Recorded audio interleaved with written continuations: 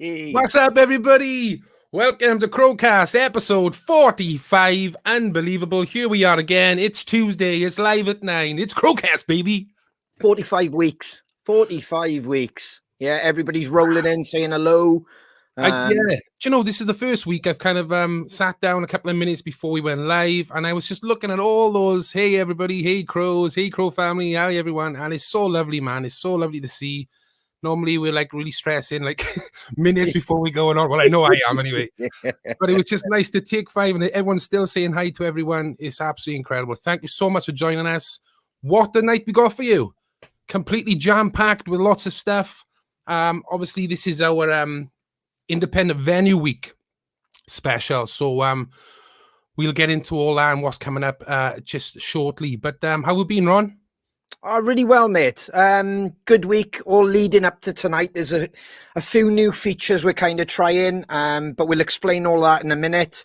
I managed to watch, whether it helps anybody. I'm not a massive Star Wars fan, so I'm going to just put that out there.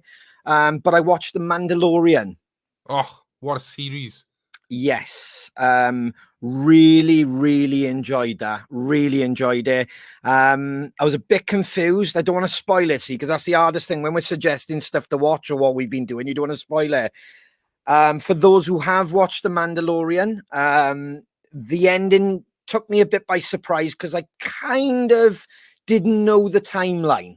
If I would have known the timeline, I obviously would have watched, I do believe, 4, 5, and 6. I would have watched 4, 5, and 6, and then I obviously would have watched The Mandalorian. So really cool, Shane. Really cool. I loved it. Fell in love with the child, Baby Yoda. It was just brilliant, man. I mean, like I said, we've been building to this episode all week. We've been excited about it. It's been in the diary for a couple of weeks.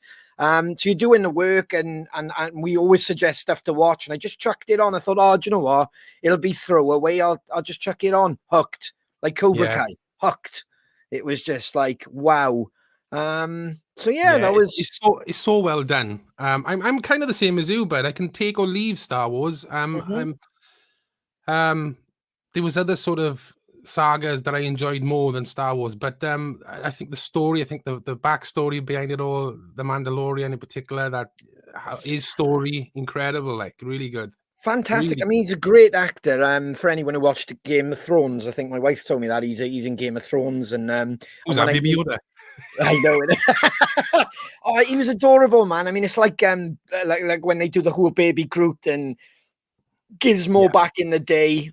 They've really captured, because of the little personality and the little gestures and stuff like that. It was really cool. An easy watch.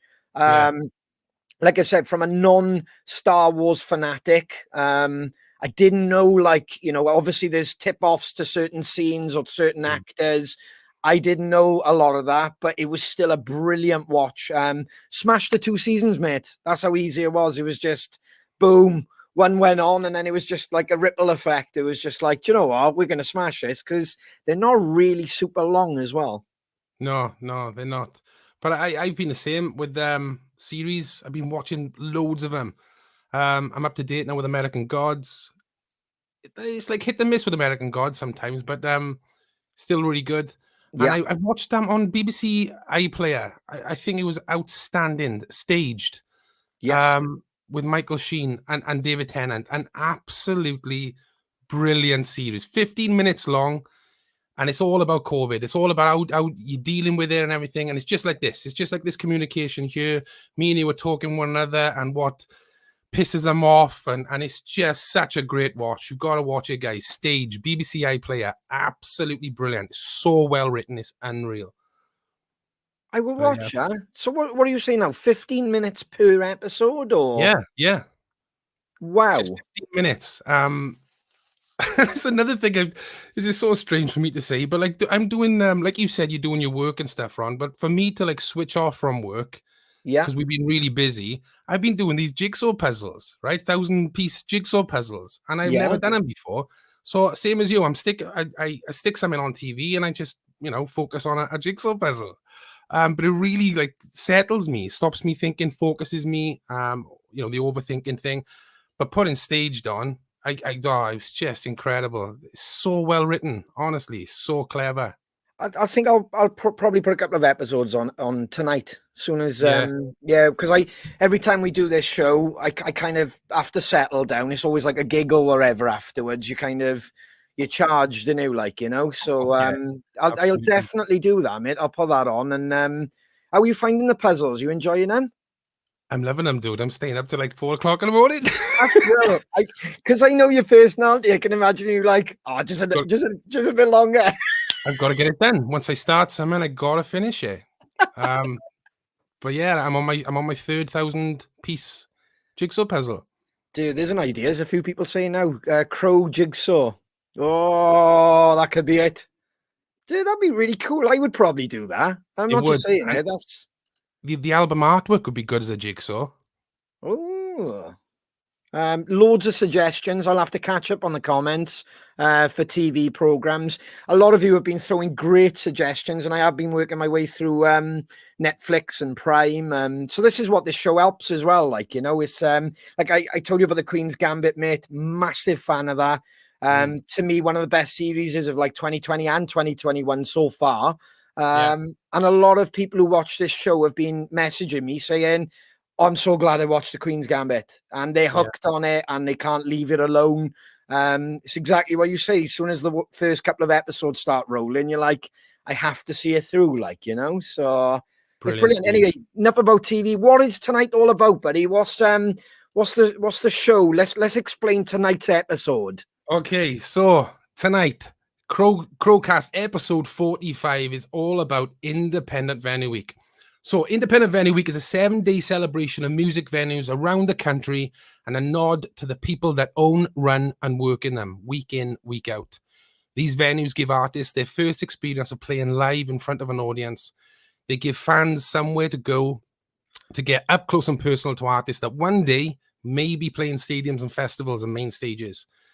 They also provide those wanting a career in music off the stage the chance to learn their craft up close in a small venue. Independent Venue Week is unique in that it's a worldwide initiative with a completely local feel. By championing these venues, we are able to highlight why they are so much more than just places for live music. They are cultural hubs for learning, creativity, arts, and culture, more widely connecting people in their local community of all ages, backgrounds, abilities, genders, skills, and all walks of life. These venues, all local businesses, are the backbone of the live music scene, and Independent Venue Week recognizes all that they have done to create some of the most memorable nights of the past so they can continue to do so in the future. Love that. I wrote that myself. No, I didn't. But that's what it's all about. And we got a few guests coming on tonight. And like Ronnie said, we're going to try things a bit different. But we wanted to get involved. You have sent us lots of stuff, Ron. Yeah, right? I mean, yeah. Look, we did a promo about tonight's show in the week, so this is a perfect chance to talk about it. And I asked everybody to send in videos. I did the whole "don't put it this way, turn it that way," and I didn't expect so many videos to come through. Me and Shane had a chat earlier, and I said to him, it would have almost been like a 4-hour. Honestly, everybody feels so passionate about your independent venues. Yeah. It would be unfair to play 5 or 6. We've just picked a couple because they're relevant to where we've played. The rest of them, maybe I'll put them on the fan page or we'll do something with them in the future.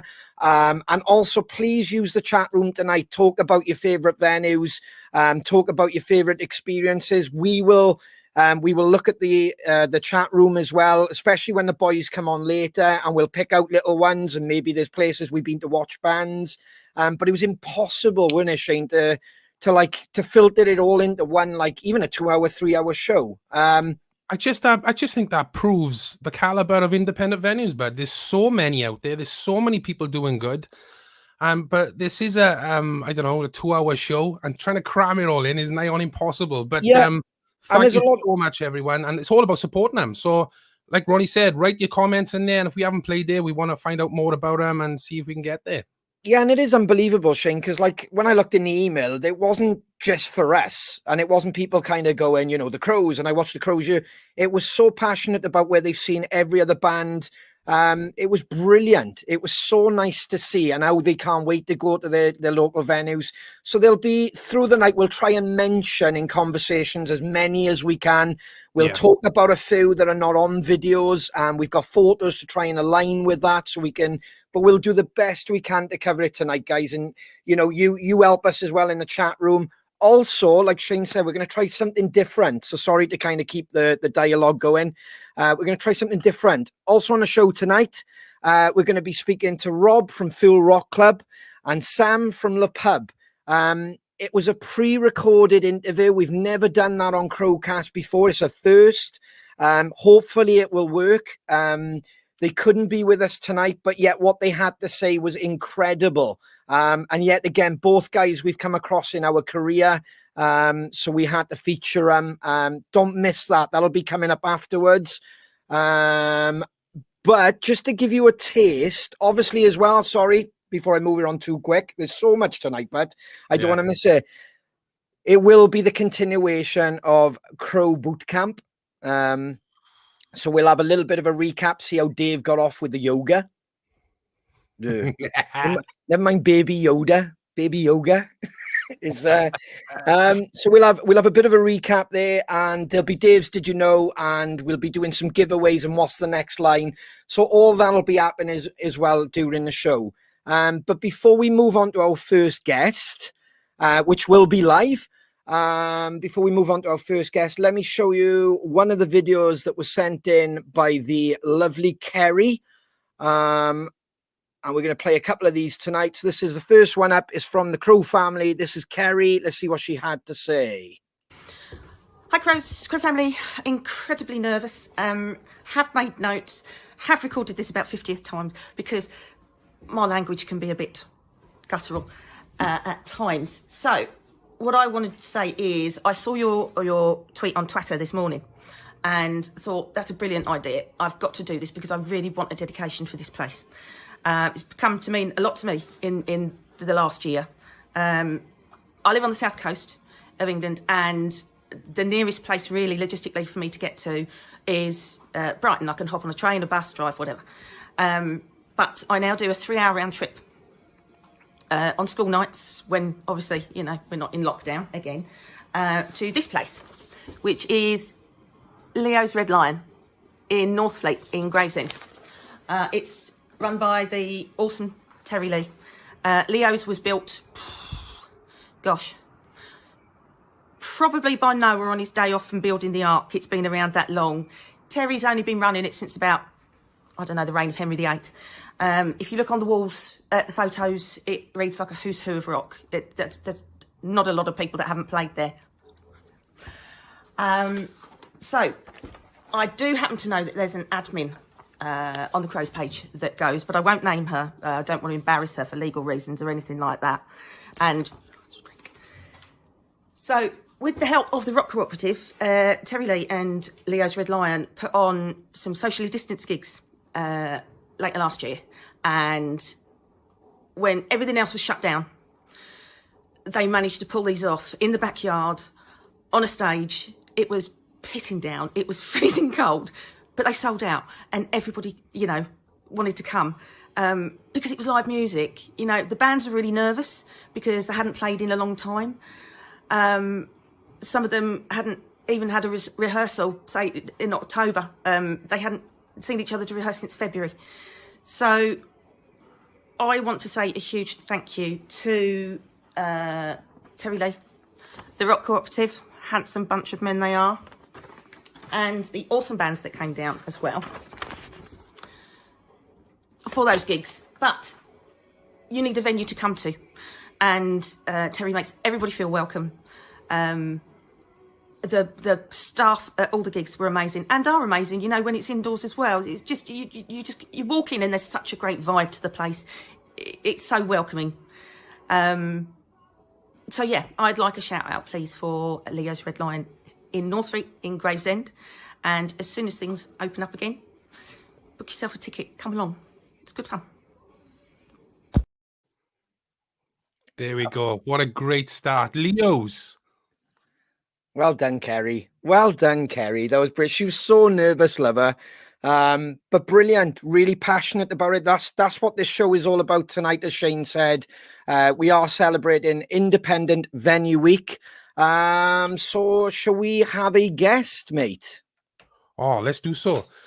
Ladies and gentlemen, please welcome Jack Davis. He is from Upbro in Birmingham. What a venue that is. What's up, Jack?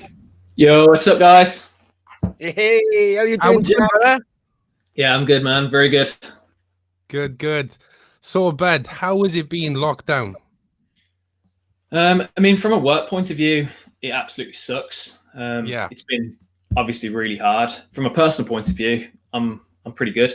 Like, no complaints. Yeah. Good, man. That's So good. for people that don't know, Jack and his family run and own this wonderful venue. I mean, we've played there a couple of times. We've rehearsed there in the studios. It's such a great venue, Ron. It's incredible, Jack. I mean, we'll get you to tell us the story of it, but I'll just jump in and say one of the best riders we've ever had. We can't. I think there's a lot of bands who say that, even bands that we've known for like 8 or 10 years, and the boys will tell you that after. One of the best riders, brilliant, Jack. He always looks after the bands. But yeah, mate, we were fortunate. We've rehearsed in your gaff so many times. We've played there. It was another reason why we wanted you to come on, because it's a family-run business. It's very important to us to get that across. Can you tell us a bit about how we all started? Because I know it wasn't the Asylum. It obviously started as something else and then evolved. And then maybe your transition into the business then as well, Jack. Yeah, I mean, it started originally, I think, 2000, so 20 years ago. So it started originally just as the rehearsal studios. It was called Madhouse Rehearsals. So I would have just been little in school, but my parents just decided they wanted to get back into music. My dad had been in a band, was out of that, he owned a transport company, and just decided that music was their thing and they wanted to get back into it. And they decided to open a rehearsal room. So yeah, originally it was called Madhouse Rehearsals, and it was just those pictures you put up. It was the blue side of the building. And then I think in 2000, so originally the blue side was purple, and it was called Madhouse Rehearsals. And that's because my family, there's 6 of us, like my parents and 4 kids, and we were all, I think, under 4. We're really close in age, and people would just come over, other members of the family, and be like, "Man, this is a fucking madhouse." So that just got stuck. My mum liked that, and she thought, okay, we'll call the business Madhouse. So yeah, that's how it started with the rehearsal studios. And then in 2008, they decided to open the venue. So the other side of the building came up, and it was just a great opportunity to do something. They decided they wanted to expand into being a venue instead of just having the practice rooms. So yeah, in 2008, they launched that, and that was called the Asylum. So I'm trying to think, it was a couple of years later then, in 2010, that's when I started Upro. So up until that point, I'd just been working. I started working in the studios when I was like 12 or something. Yeah. It was like proper family business. Everyone in the family's worked there. So I was still working in the studios at that point, and just decided that I wanted to do something. So me and my best mate started a club night. So I was 21, I think. The sort of going out culture was like really different back then. So it was before social media and all that. It was just really normal to be out multiple nights a week. So I was, I guess, going to club nights maybe 5-6 nights a week, and just decided the coolest thing would be having my own. And so just decided to go with it. And then it sort of snowballed from there, did really well. Opened, I think we had 7 weekly nights in 7 cities in 7 years. And then everything sort of just getting a little bit older, all the traveling stopped being so much fun. We'd had a couple of venue changes. And then a few years ago, we got the opportunity to start a music publishing company, which is Upro Music Publishing. there was a couple contracts running out with venues that we were in at the time in London and Glasgow. So we just thought, you know what, let's stop doing all the other cities. We'll focus on Birmingham. We'll launch the publishing. And then just to sort of get more involved and go all in, I decided to sort of buy into the family business. We rebranded the studios, Uproar Studios, had a big refurb, changed a few things. And then that's sort of where we're at now, or where we were before we closed. Yeah, but I mean, it's gone from strength to strength, bro. Isn't it? Like those nights that you had. I mean, like, we've got to remember now, we were 5 boys from Wales. And when, obviously, if people don't know the background, Jack's dad, Roy, incredible human being, was a huge part of the Crows' journey up till recently. He was our manager. But like, we were looking at like the videos and the nights you were putting on up there, Jack. It was like, you had your rock nights, you had your punk nights, and then it was just dancing. It was just, you kind of cater for everything in music. And if you're a band, you come up there in rehearsals. I mean, what an amazing venue that is. Yeah, I mean, the club nights, I mean, we do loads of gigs, and I was more involved in the booking. I sort of stopped booking so much stuff because the club nights did so well. Yeah. But that's part of the reason we just decided to stay in Birmingham, because it was so much more fun. Like, it did well everywhere. But the Birmingham nights were just crazy. And we did a bit of all sort of genres of rock, but it was mostly the more sort of accessible sort of young rock. And yeah, they were just crazy. Like, being 21, just being like, and my parents, fair play to them, Roy and Jackie, like they were just sort of like, we're going to stay out the way, you fucking do what you want to do. And, yeah, being in that position, like, and me and my mate, it was Lewis that I started it with, we just worked like 12 hours a day, 7 days a week. So, but it was so much fun. So the parties just got more crazy and more crazy, and that's sort of how it escalated. We built massive things on the stages. We had working waterfalls, like for summer parties. We built like pirate ships that came, like literally like a 20-foot boat. That might have been the last night before we closed. Wow. I think if it weren't, it was the week before, but I think it might have been the last night before we closed.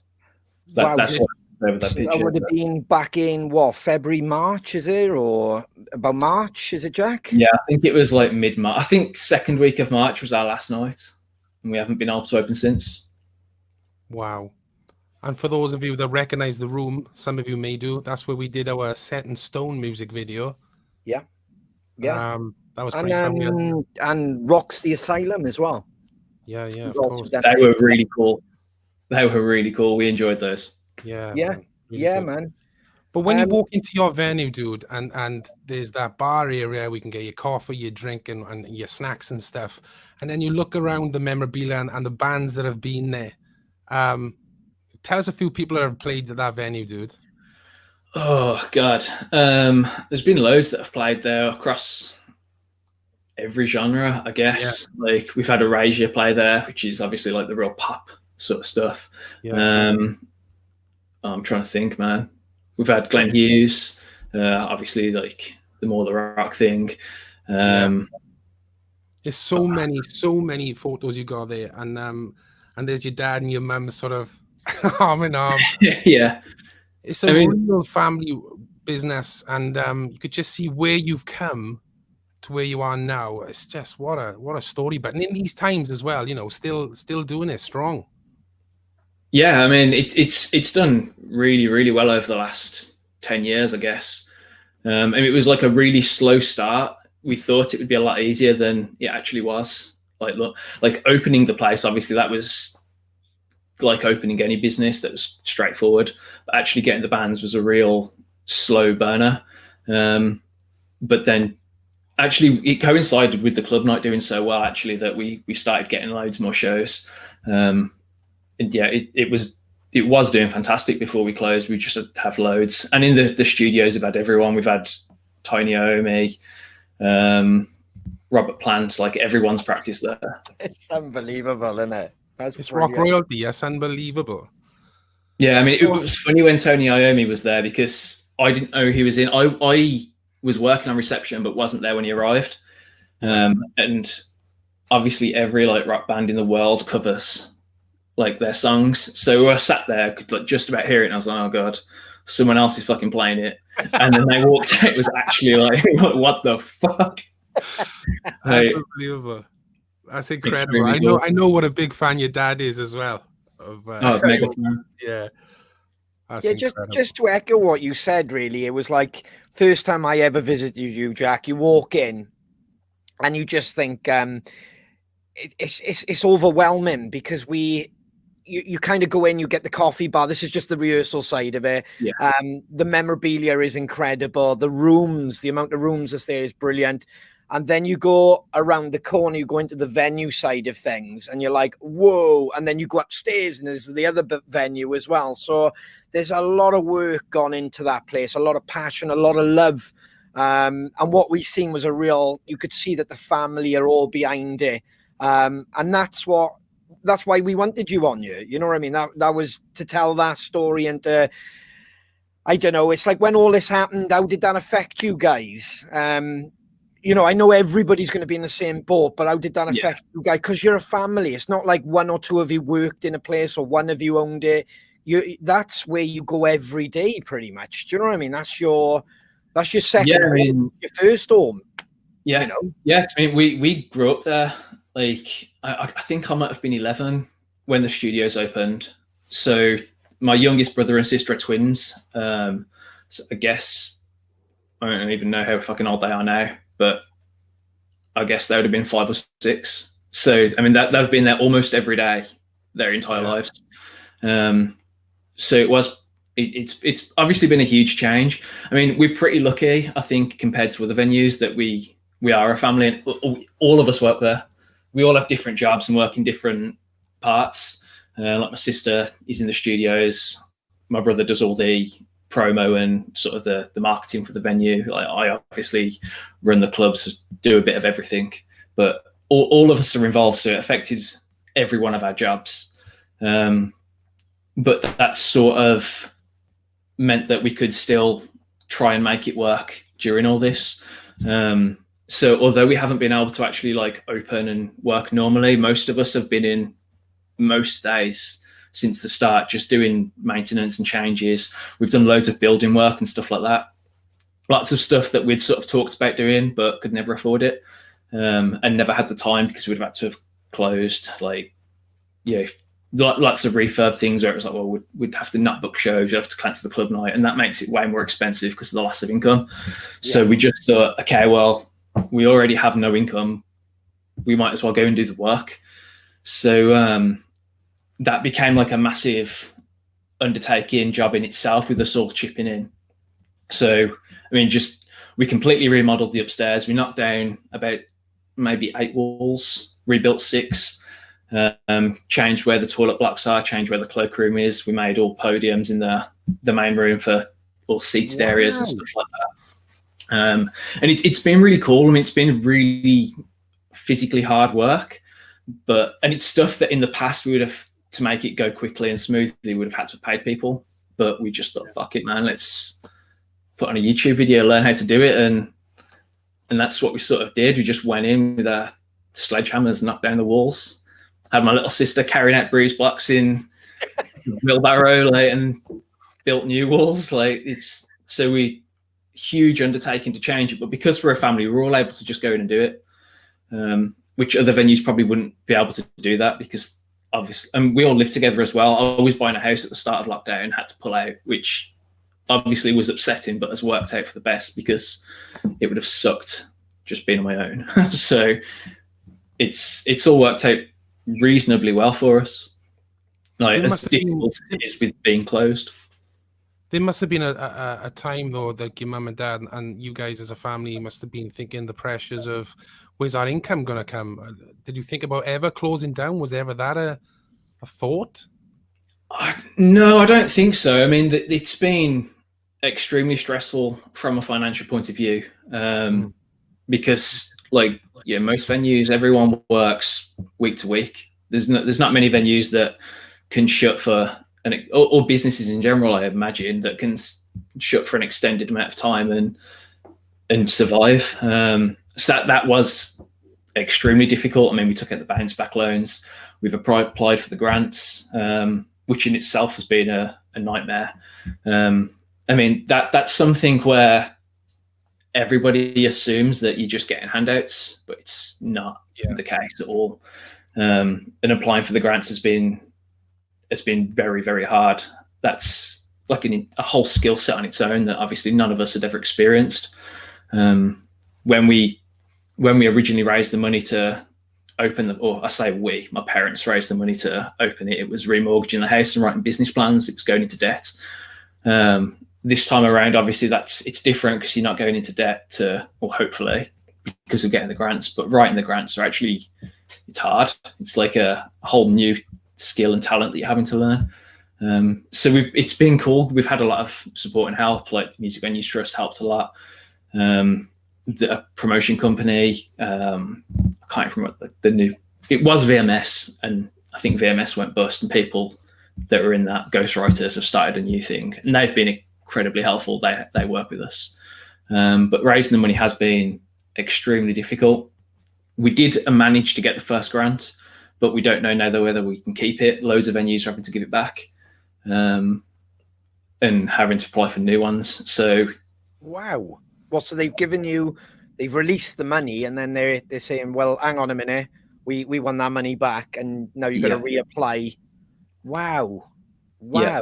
So that's been maybe more stressful than the first time. Because basically what happened was one of the conditions that most people agreed to for getting the grant was that we would open with socially distanced events, so it was creating employment, and that should have started in November, because when we originally applied for the grants, they were saying you'll be open from November. Obviously that didn't happen. We haven't been able to open. So automatically anyone that agreed to do that has not fulfilled the criteria. So they're saying, oh, you haven't done what you promised, give us the money back, which obviously it's not our fault. We wanted to open. It's Art Council, but it's also not their fault because they agreed to things with the government. So it's just... And we were speaking off here, Jack, which is on point to what you're saying. You did try to reopen. You had for anybody who doesn't know, with the asylum or uproar, like you said at the beginning of the conversation, you do they're amazing, the theme nights. I mean, the Halloween that I've seen, my buddy in Bridgend loves Halloween in Hobos, Jay, but I used to show him photos of what you used to do with the burnt out cars. We were talking about that, like how the effort you would go to, man. And like you said earlier about the waterfalls. So we were talking off here. That's why I kind of jumped in to say you did try to open for Halloween. Is that right? Yeah, we thought that we were going to be open for Halloween. When we applied for all the grants and everything, that was the sort of goal. Everyone said that we should be, and that was where there were the tiers. And some places in the country they could. So yeah, we worked so hard to get it ready for Halloween, because when we started all the building work, we didn't think we would be open then. So we weren't rushing, we were taking our time, and then we realized that we thought we were going to be open. It was like, okay, we need to get this done. So we were literally doing we must have done a straight month, 7 days a week, 12 hours a day, trying to finish this building work, get all the toilets plumbed in and get everything set back up. We'd built all these seated areas in the main room because it was only going to be sit down, social distance events. We built all the screens around the bars, plexiglassed everything, had all custom signage ordered, designed for telling everyone the rules, that you can't stand up or sing or all those sort of things. We actually sold out the event in pre-sales, which was amazing. We were buzzed, really, really excited for it. And then about 4 days before the event, we were just told we couldn't do it.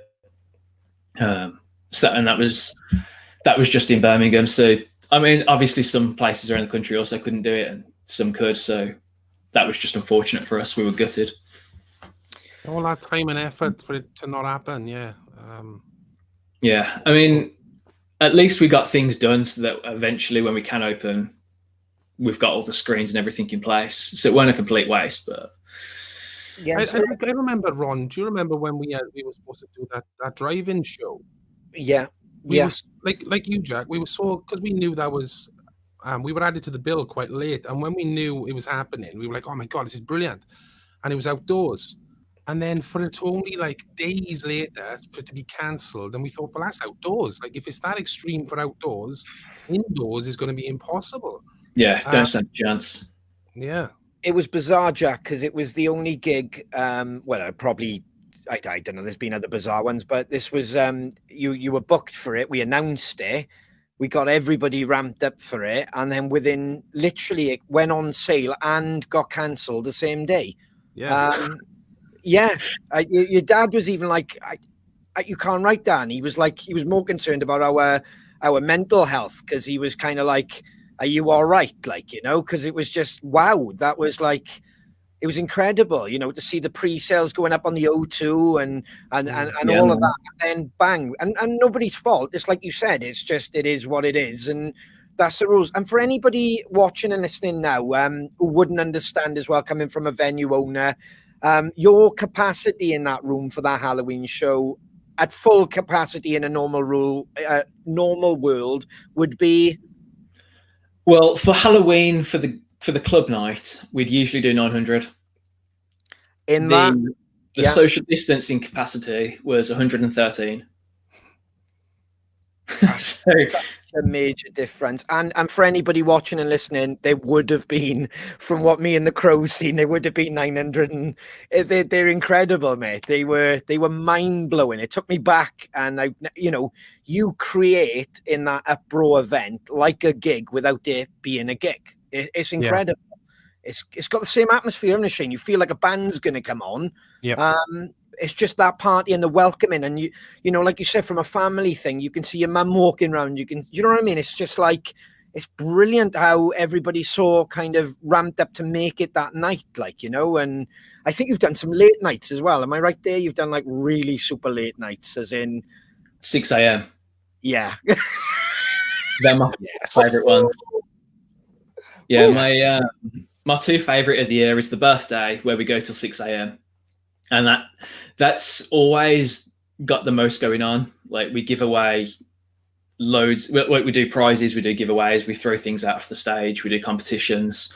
So I think on the last one we gave away 3 Xboxes, 3 TVs, stuff like that. So there's big prizes, so it's worth getting involved in the competitions. There's just loads going on. We have confetti cannons everywhere. There's like it's the sort of vibe is 50% house party, where it's just, you know, crazy, off the wall, no control, and then sort of, or maybe 60% that, and then we have the show part of it as well, where we make a spectacle of the DJs. We always have somebody hosting it that sort of hypes up the crowd, gets them going with the competitions. And we always try to build something sort of mad on stage. So, I mean, Halloween's always exciting because we do something crazy. Like we, the one you mentioned with the car, we actually brought a car on eBay, drove it to the venue, cut it in half, set it on fire, and then dragged it up and had it on the stage. So it was like, To be honest, that sounds like a night out in Bridgend, to be honest. That's definitely the right insurance deal, isn't it? That's incredible. But, so, yeah, we try to go all out on those sort of themes. So, and with this time around, we couldn't do that for Halloween. And even though it was a small capacity, we were just buzzed to get open. So, yeah, it was disappointing not doing it, but yeah. Also, before we obviously, before we say Tara and everything like that, you do a lot for mental health as well. Like, you've touched on the fact that you did the rehearsal rooms, how you built it. You've evolved from the gig nights to the club nights, but you've also gone to somewhere else, haven't you? And the publishing, I apologize. Do you want to tell us a bit about Uproar Mental Health Foundation? Yeah. So I don't even know when we started that now. I mean, that unfortunately, again, because the lockdown is sort of on hold. I mean, not officially, but we can't do anything. But it was when Chester from Linkin Park committed suicide. We just decided that, and obviously we see a lot of people struggling in this sort of genre and field. And we just thought, nobody's doing shit. We have to actually do something. Like, you see everyone posting statuses on Facebook saying, if anybody needs to talk, send me a message. Everyone that says that doesn't expect to get a message. Like, so we just thought, you know what, we need to actually do something. We need to make an effort. So we decided to launch a mental health charity where we turned a few of the rooms in the practice studios into counselling suites. That's one of the counselling suites. So the idea behind it was anybody that's not in a band has an idea of what they think a backstage is like. So they think it's going to be like super cool and rock and roll and swish. In reality, backstage is usually shit. But we thought if we go with the image that people have in their head, create a counselling room or rooms that look like that, and then offer it for free to people that associate with guitar-based music is how we sort of did it. So it's a very broad spectrum of people that are interested in anything that's remotely sort of rock. I'd have counsellors that also are into that and get it and been to download and go to all the festivals, know who the bands are, so that if you're into this sort of music and this sort of scene and you need help, you can come, feel completely relaxed, talk to somebody that gets you. So you're not thinking, oh, this dude's going to be a doctor in a suit that thinks I'm a freak because I've got a pierced nose or I'm covered in tattoos. It's somebody that you can connect with. So we spent literally like maybe a couple of years working on that. Launched a shop, a CD shop. So the idea is that we're selling albums. It's all chart eligible, but 100% of the shop profit goes into funding the counsellors. So you can go on. Again, that sort of helps bands as well, because no band now wants to really plug buying their album so hard because everyone thinks you're a sellout if you actually start selling something. But this is a way for bands to actually sell some CDs, encourage people to spend their money and not just stream it or steal it. But the money actually goes to something positive. So we launched, I think, in 2019, did a seminar at the asylum, which was amazing. It was really, really cool. We had some great guests. Tony Iommi is a patron for us. We've got Adam Zindani from the Stereophonics. He's a patron. We've got, I'm trying to think, we've got the Phelps twins, Oliver and James, who were the Weasley twins in the Harry Potter films. They're ambassadors. So got absolutely loads of people involved. Had a really amazing seminar. Had lots of people speaking about what they've been through, how they've overcome it. We had people talking about how to get help, where you can go and get help. And that's sort of how we launched. It was awesome. But obviously since then, everything sort of had to stop. So before lockdown started, we actually had 3 events planned that were fundraising events. One of them was a seminar. I won't say what the other 2 were because it wasn't announced, and we're hoping to get it going. But yeah, we were doing loads for that. We've still got plans sort of for when it restarts, but we really want it to be a face-to-face service. We don't want to do mental health webinars. I mean, it's not like that's a bad thing, but there's so many other people that are doing that well. So like, we'll stick to the bit that we understand. So as soon as things go back to normal, we do aim to launch group counselling sessions, which was not something we originally were sort of into. We wanted it to be one-to-one. We wanted people to be able to sort of come for the whole thing. But because of how lockdowns affected people, I think actually getting people in a group once you're allowed to do that will really help, because so many people feel isolated. So although we're not really changing what we're doing, we are sort of veering to sort of make it a little bit more accessible when we can actually open. But yeah, the mental health charity was like a huge thing that we sort of launched and were running with up until lockdown. It's such an incredible thing to do, Jack. And I got nothing but respect for you, brother. It's like, music is like the escapism in it, you know, and not just like rock music and bands and stuff, but like people go to these venues to just meet up and socialize. And the fact that the venue then turns into a counseling therapy room as well for extra help, that's just all credit to you and your family, brother. listen, we got to leave it there. But thank you so much for your time, sharing all that with us. Fully appreciate it, bud. Yeah, thanks for having me on, man. It's been cool. And we look forward to catching you, mate, when it goes back to some normality. I said it to your dad, the boys will agree. We're all coming up to Birmingham. We'll have a curry and catch up, and obviously see everything you've done with the venue, mate. Yeah, loads of changes, man. So yeah, it'll be great to see you when we can. That's brilliant. Thank you, brother. Take care, Jack. Take care, guys. Jack. Yeah. Bye. Ah, man, absolutely brilliant. Absolutely brilliant. That is the Asylum, guys. That was Jack from the Asylum up in Birmingham. Family run business. Amazing story. Please go and check him out. There's more photos of Jack's uproar nights. I kind of had a bit of a glitch, so I was searching for the photo because he sent it to me. I had to put something up because it was just such a great atmosphere he's created, isn't it, Shane?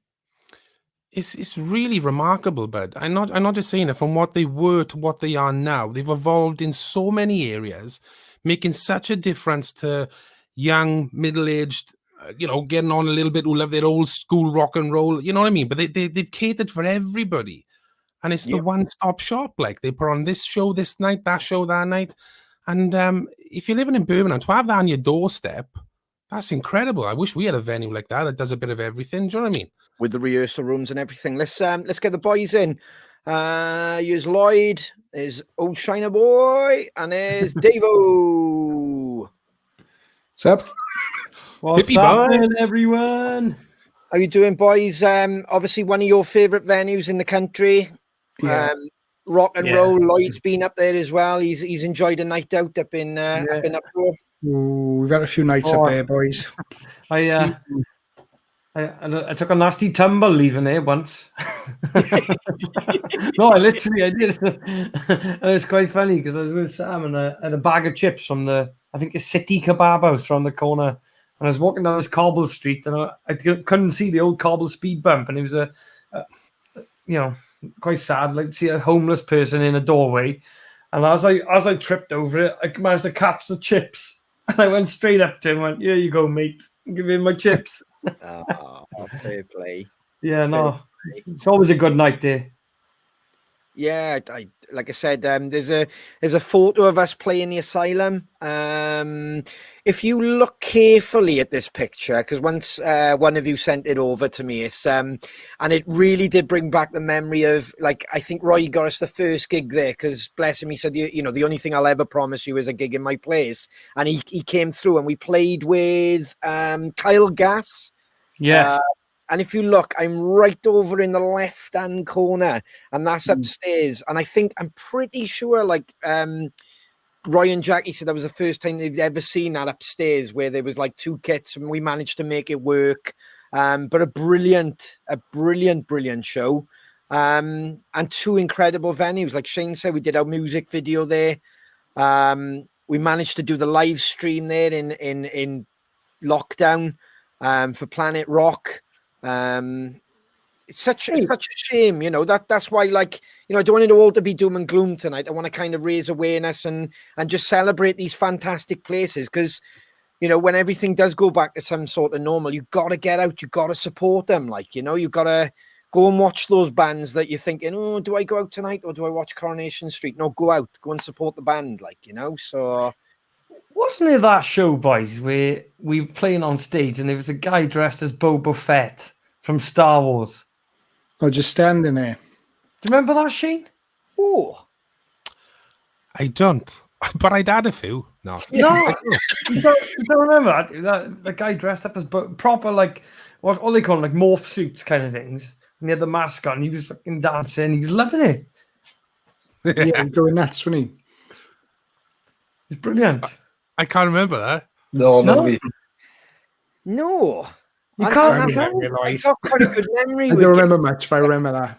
Yeah, I got quite a good memory, but that's tripping me out now. Like, but there's something seems similar with that, Lloyd, or something feels familiar, but I don't like. Yeah, I remember thinking, "Fuck, look at that loony bit.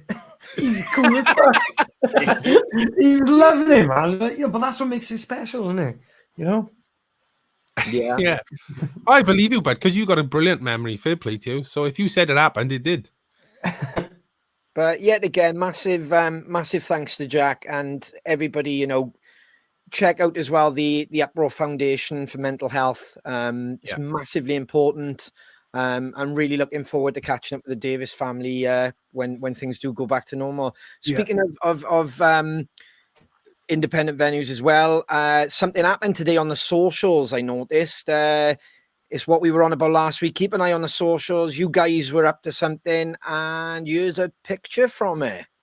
Oh, there we are. Boys freezing our bollocks off. Yeah. It was cold. Yeah. Yeah. We were missing a few people to warm the place up. It was strange again, boys. Strange to do another sort of performance with nobody there. Some cool lights, some strobing lights. But it was all right, wasn't it? It was cool. Yeah. The one thing I remember about it was that green light you see there in front of us. It was so bright I couldn't see my fretboard. So it's kind of like guessing whether, because you don't realize how much you rely on the dots on the fretboard to just get your bearings. Yeah. But it was just so nice to be asked to perform for such a important thing. For everyone to just remember what shows, what venues, put things into perspective right now. Like Ron says, a lot of doom and gloom, but these places were our sanctuaries. Do you know what I mean? And we got to look after them, man, because if we don't, they won't be there. And then the shitstorm happens.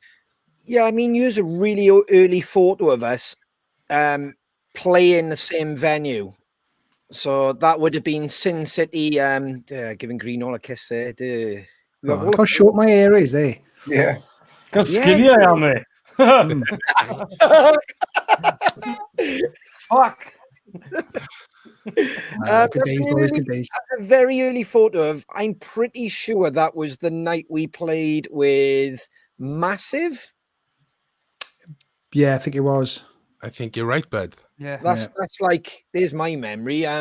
But yeah, I'm pretty sure that was, we supported Massive back in the day in Sin City in Swansea. And then it was just really cool, boys, today when I tuned in. It's available on the BBC iPlayer. Am I right by saying that? Yes. So it's available right now on the BBC iPlayer. Also, if you go over to our Facebook page, you'll find the links there. If you go onto our Instagram stories, you'll find the links there. If you go to BBC Horizons, massive thanks to the guys for doing that. And yet again, the boys were able to do something special during tough times. When you guys got asked to do it, I was just like, this is incredible. We were fortunate to get up to the asylum and do Planet Rock's the first stream with the wagons and Stone Broken. Then we were fortunate to get over to Germany, which was like, wow, that was like the great escape. How we managed that, and with all the paperwork and the testing, and then we managed to perform out in Germany, and then to see you guys go and do that acoustic thing and not being able to tell anyone, that was the worst thing as well, because obviously it was a few weeks ago, and to keep that a secret, just so we could surprise everybody today, but you said it was really well run, by social distance, so there was no worries about that. Yeah, there was us, Meg, who was the organizer, I think, and then there was a sound guy and a cameraman, or maybe two cameramen, and that was it. One cameraman and one sound guy. So yeah, there we are. Yeah, to the left of me of that picture is the sound guy. You can't see him, but he's got behind a desk. So it's just three people doing the whole thing. So credit to them, credit to the BBC for doing this, bringing awareness, and we were glad to be a part of it. Yeah. I just remembered something looking at that photo.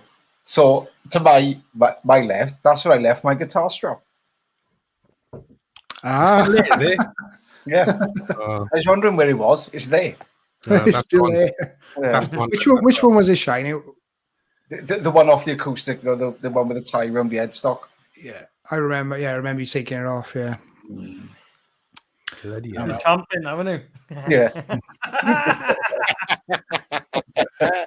Like you see that Joe, like Yeah. Before I play another video off the Crow family, Shane, is it a good time to maybe do some birthdays and shout outs? Beautiful, bud. Yes, let's do that. We'll start off with Damien Solis. It was his birthday yesterday. Hope you had a great day, buddy. Happy birthday, Damien. Happy birthday. We got Big Rich, a Crow birthday shout out. He's 50 on Saturday, the 30th. Happy birthday, Big Rich. Hey, Big Rich boy. Happy birthday, buddy. He's big and his name is Richard. Big Rich. True story. Sam Bradbury got in touch. Hey, Shane, was hoping I could get a birthday shout out on this week's CrowCast. He goes on to say there was a point where I wasn't sure if I'd make it to my 21st birthday. That was when I embarked on a personal journey to find true happiness, starting with my first tattoo and hopefully ending with me wearing a genuine smile again. I started the Walk 1,000 Miles 2021 challenge this year and originally aimed to reach 100 miles by my birthday. However, I realized that it was too easy and changed it to 150 instead. I also wanted to say a massive thank you to you and the boys for keeping my spirits up through these tough times, as well as the Crow family for welcoming me into the community with open arms. I turned 24 on Wednesday, and I can't remember the last time I smiled this much. That's incredible. Happy birthday for Wednesday, Sam. Happy Happy birthday. birthday. So glad you're in a good place, bud. That's what it's all about. Keep talking. Oliver and Edward Hart, could you please wish our mum, Holly Hart, a very happy birthday on CrowCast? It was her birthday yesterday. Happy birthday, Holly. Happy birthday. Hope you had a great day. What we got you? Freya Bledsoe. Hi, guys. It's our eldest son's birthday today. James Bledsoe. He's 24 today. Happy birthday, James. Happy birthday, Jay. James.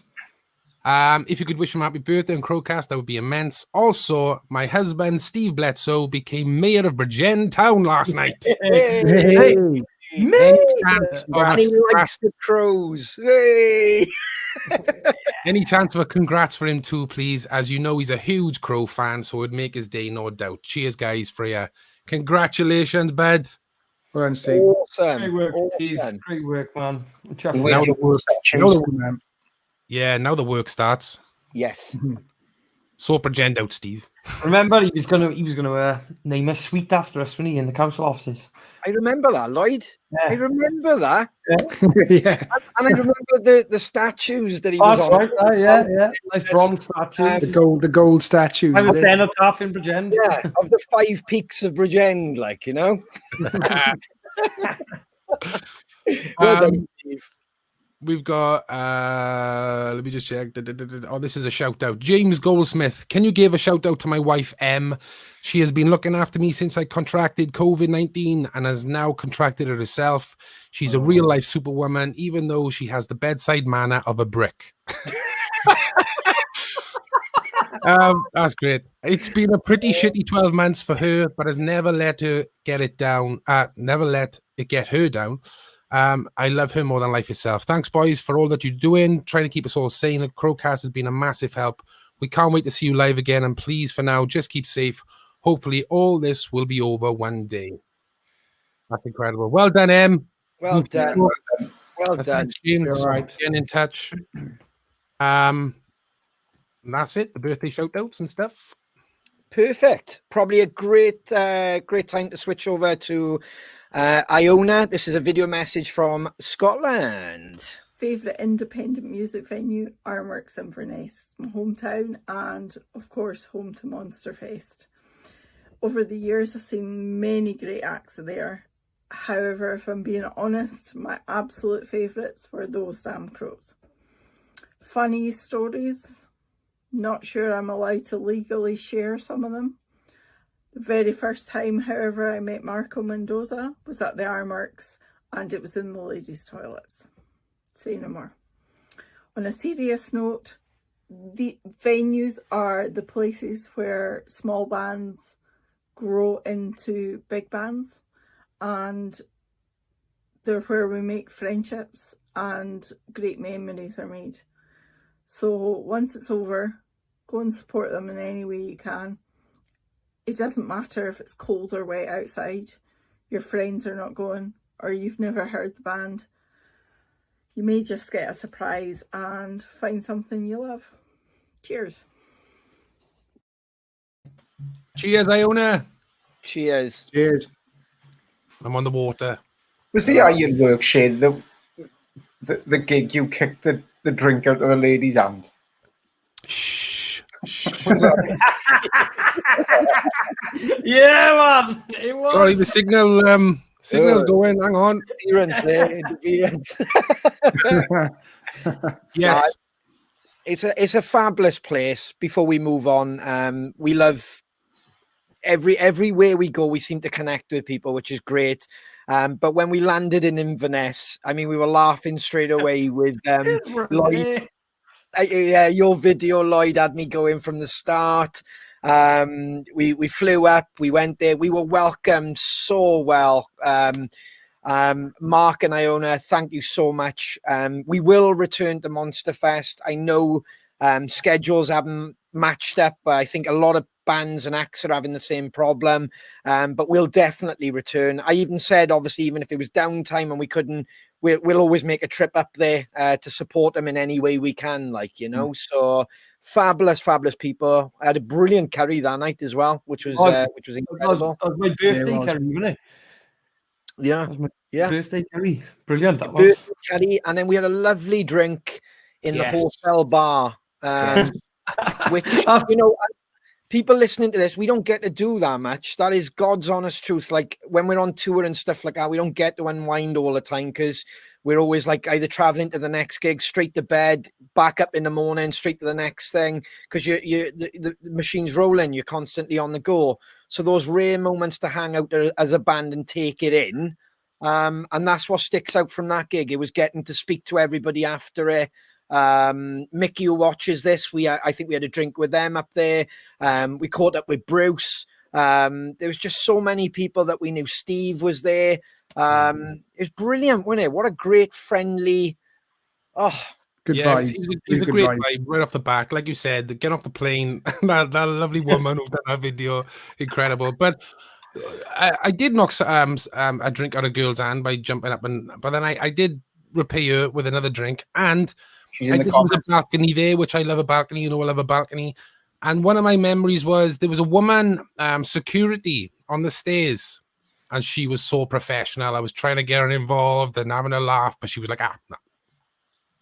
Like, get away from me, move away. She wasn't having none of it. But I can't remember her name. But yeah, she was completely professional. But yeah, great times, man. Next to my there. Comments, but that's the lady you had the drink. I can remember that after that gig, we went for the curry.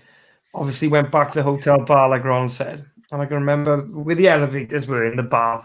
I just said, "Yeah, boys, I'll be back now." I was just getting the doors open. I went in. I'm knackered. I'm going to bed. I've got out today.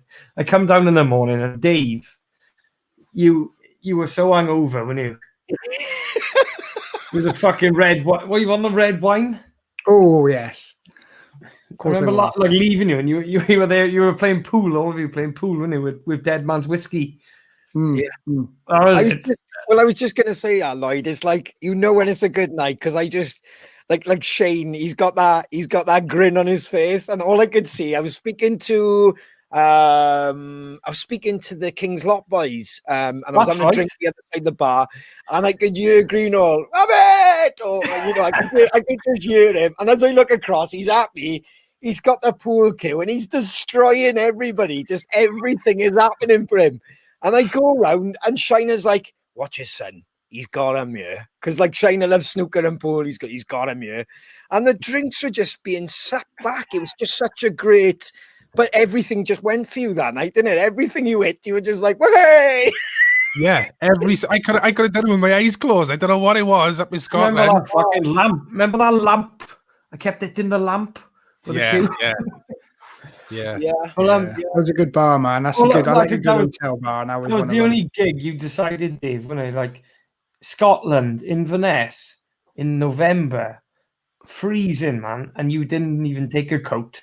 Nope. He didn't take a coat. It was incredible. And we were wandering around, wasn't I? I had my trousers. No socks on. No socks on. No coat. Freezing. Hangover.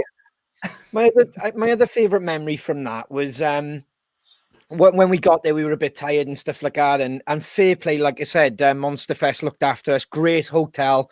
I hope if we ever play that again, just putting it out there, that was a great hotel.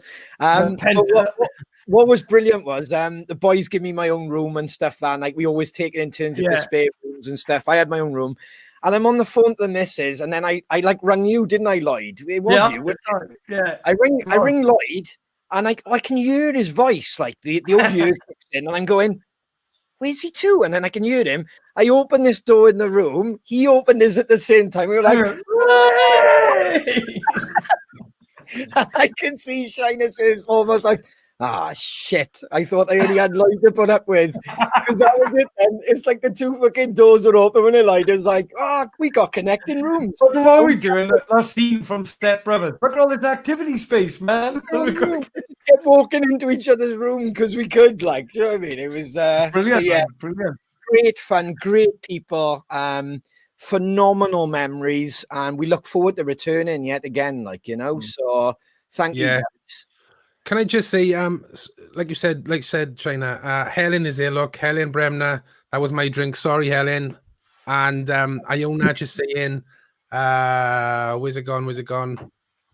The 3 a.m. bar helps, is it? Is that the one? No, the security. I've lost the comment. They go so quick for me. So I think I got it. Here we go.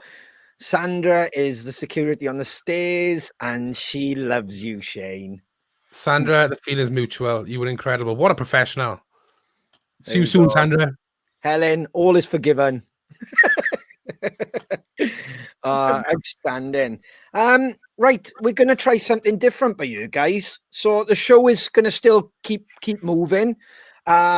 We've got this literally. Shane's going to introduce it in a second because there's a little bit of tech work to just set it up.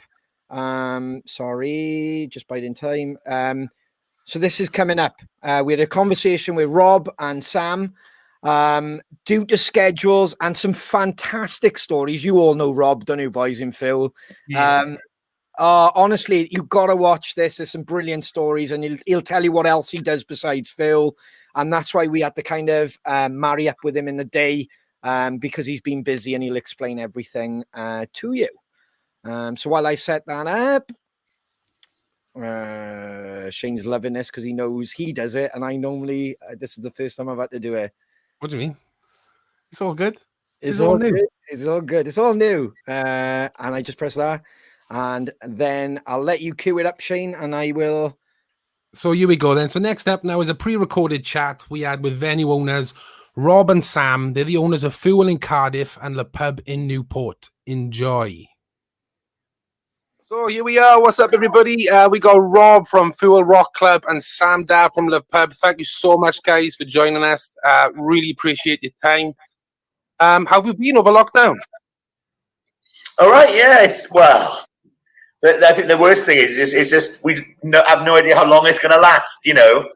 And I think those are. I think back to those halcyon sunlit days of last year, wasn't it? Where we were all enjoying being in the garden and, you know, doing all these sorts of fun garden projects. But now, with the snow on the ground, it's a lot different, isn't it? Yeah. Same with you, Sam. How are you coping as well at the moment?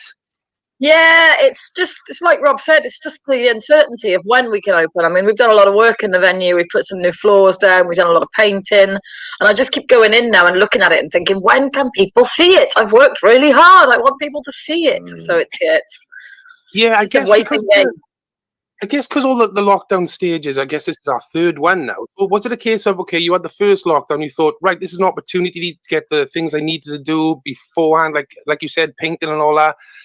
And then it was a case of lockdown 2 came in. It was like, right, we're still closed. And then lockdown 3, shit, we're still closed. I mean, that's how it's been, right? There's an element to that. I mean, sorry, Sam. It's like if there's one positive is the fact that most of us venues, us and Sam and everyone, it will never be closed for this long again. So hopefully, we'll never have a chance to do sort of decent projects, isn't it, Sam? Yeah, I mean, lockdown 1, we built a recording studio in the basement. Lockdown 2, we did a lot of painting. Lockdown 3, we've had new floors. It's difficult, but yeah, it's all stuff we never would have got a chance to do because with the cultural recovery funding, it's great, all the rent's paid, so you haven't got to panic about how am I paying the rent, which is when you were open and trading without funding, you couldn't afford to close for 2 weeks because then you wouldn't make the rent that quarter. And it is, I'd much rather have been open, but you've got to find the silver linings where you can and adapt where you can and take the positives, otherwise you'll just lose your mind. So yeah. I think Sam and Fuel and Le Pub are similar in that. The other thing is that our customers really rely on us. It's like, I mean, there's so many people that come to our place, and I'm sure the same is with Sam, who come on their own. And the club is the venue's their entire social life, and we do sort of worry about those guys, to be honest. Yeah, I mean, That's a great point. We've been to both your clubs, whether it was years ago or even right up to recent. So I know exactly what you're on about. The amount of people we've met, even whether you're in a band or you've just come socially to watch a band or you've just come on a night out, there are a lot of people who go on your own. So that's a great point, like you were saying, Shane. That's you don't think about that, do you? They've lost that aspect of their life, The one thing I really think about as well, and I know it's a bit of a tangent, but a lot of people meet their life partners in venues, and there will be probably around 18 months now where that's not been possible, because even when we were open in the summer, you weren't allowed to mix tables, you weren't allowed to mingle, you're not going to bump into the love of your life at the bar, which has happened many times, both in Fuel and Le Pub. I know people that have got married and had kids, and their kids are now drinking in Le Pub. And, there's a whole 18-month gap now where people have just been stuck at home, maybe on Tinder, maybe not bothering. But there's going to be a massive, gap in healthy relationships, I think. Oh, that's a great point. Socially and mentally, that's a huge point. I never thought of it that way. It is the go-to place, isn't it? It's like meeting your family, meeting your friends. Yep. Wow. Insane. So, Sam, let's start with you. So, when did all this start for you? When did you become a part of Le Pub? Oh God! How old are you, Sam? How old are you? 44. I walked into Le Pub 2 weeks before my 18th birthday to book the place for my 18th birthday, and decided that was it. That's what I wanted to do. I begged for a job.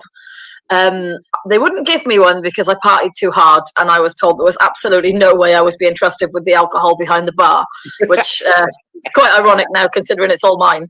And then, it was the Christmas. I think I was 20, so 18 months later, the Christmas, they finally persuaded them to give me a job because they were so short-staffed. I was specifically told, this is for Christmas only, you are temp staff. And now, 24 years later, I'm still here. So, yeah. Say which Christmas today? Christmas. All the Christmases and all the bits in between. So when did you become like the from a bar? Was it just behind the bar starting off? Then was it? Yeah, I was a barmaid. So and then I think the manager, he left, and I became assistant manager, and then that manager left, and I became the manager. And I think that's when I decided, because we were always doing local bands on a Thursday. And it really bothered me that the venue was sat empty the other 6 days a week. What are we doing? So the first thing I did as manager was reach out to a couple of promoters and say, look, we've got a venue and we want to use it. And that's when we started doing touring bands 7 days a week and becoming more of a staple on the touring circuit rather than just a pub that puts on local gigs. I love that. Any band that you've gone, wow, we've got them? Any band that's made you shocked, like, wow, we pulled them? There's so many this year. Well, last year we were supposed to have so many amazing gigs. Like I keep saying it, but last year was our year in terms of attracting artists that we really wanted. We had Jesse Malin coming over from the States. We had Dick Valentine, Electric Six. The Bell Rays were coming back, and it was just last year was supposed to be our year, and But most of those things have been rescheduled. So maybe this year will be our year, or next year we'll have our year. 1 year, it'll happen. And you've had acts like, God, most of the Welsh scene have gone through Le Pub. Everyone knows that. But you've had like Frank Carter there as well, because I know I came down that night, and so that was special.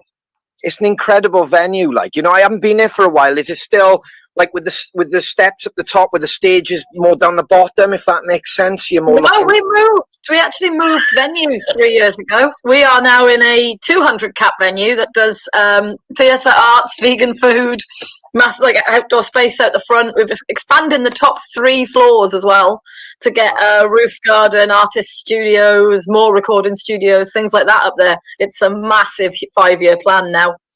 Wow, So, that's incredible, Sam. Yeah, it's been a journey. That's amazing. That's amazing. See, a lot of people might not know that as well, like, you know, which is brilliant. Because especially especially people early on in the music industry or people who used to play Le Pub, they always remember the smaller version of Le Pub. Yeah. You know what I mean? Especially when it was like with TJs, etc. in Newport. I think that's one of the reasons we wanted to upsize was because obviously we've lost TJs. Yeah. So Newport needed a bigger venue. We didn't when we were the small venue that supported the big venue. It was fine and it was wonderful and we had an amazing time. But once Newport lost that bigger venue, you know, the whole scene seemed to suffer. So we wanted to step up, and we worked really closely with McCann's Rock and Ale a couple of doors up because she's got an 80 cap venue in the basement now. So although we're nowhere near as big as TJ's was, we're trying to foster that many venues of many sizes in a city relationship and all work together to bring a scene back to Newport, because being one venue in a city, it's unhealthy. Nobody wants to drink and play in the same venue every time they go out, so it's important to work with other venues and make sure they're thriving too. Love that. Absolutely love that. Rob, let's come to you, bud. So when did this start for Rob? Well, I started off as a DJ way back in. I'm 49. I'm 50 this year, so I started off DJing in a club in Cardiff. Growing up, my parents. I got 3 older brothers and an older sister. Yeah. So there was always music in my house. I mean, I go to my mother's now, and she's always got the bloody radio on non-stop. But that means you get a huge influx of music. So started DJing, you know, pinched all my brothers and sisters' records. Then got a job in the Philharmonic in Cardiff. Yeah. And I stayed there for 18 years, incredibly.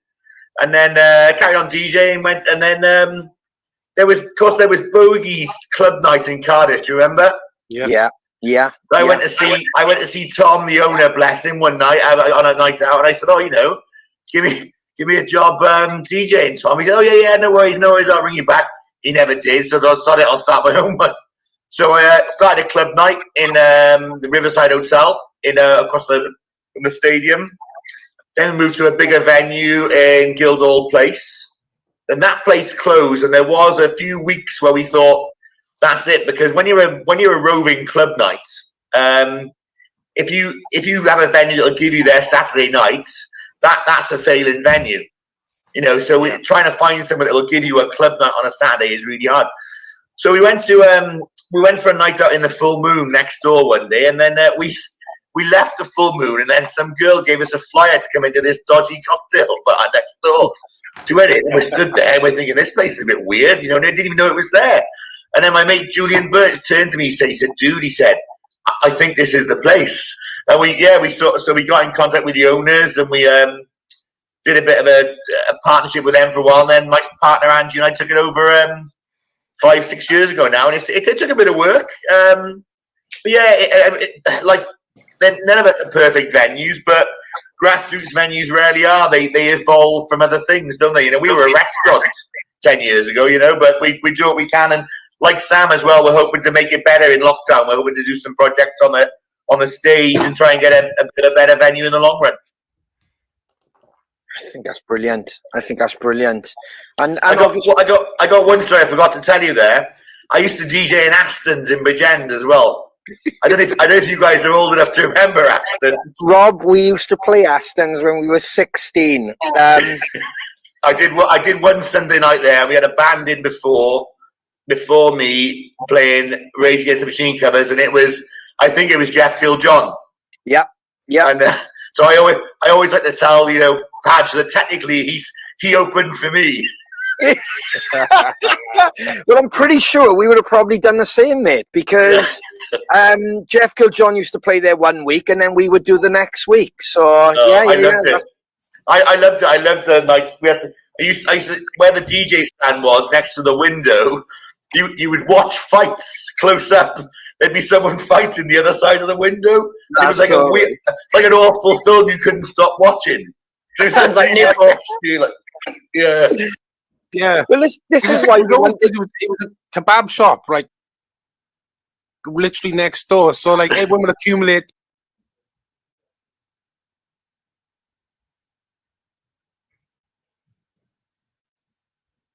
DJ stand was next to the window. You would watch fights close up. There'd be someone fighting the other side of the window. It was like a weird, like an awful film you couldn't stop watching. So Sounds like Newport.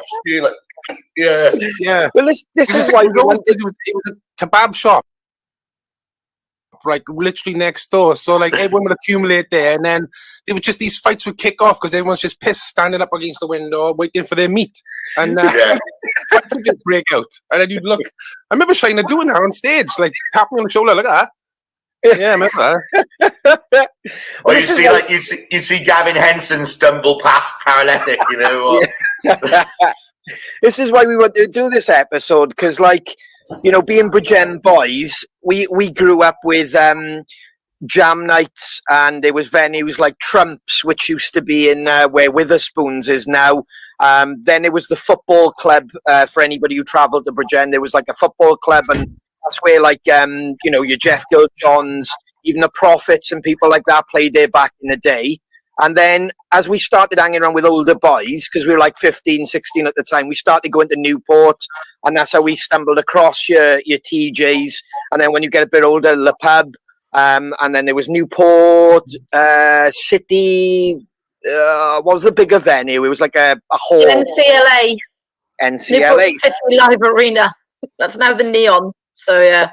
That's it. And then we would be venturing into Cardiff, and that's when we discovered our Club Eva Bar, because you'd have the many floors and stuff. And then obviously we wanted to do this episode because a lot of those venues are not here.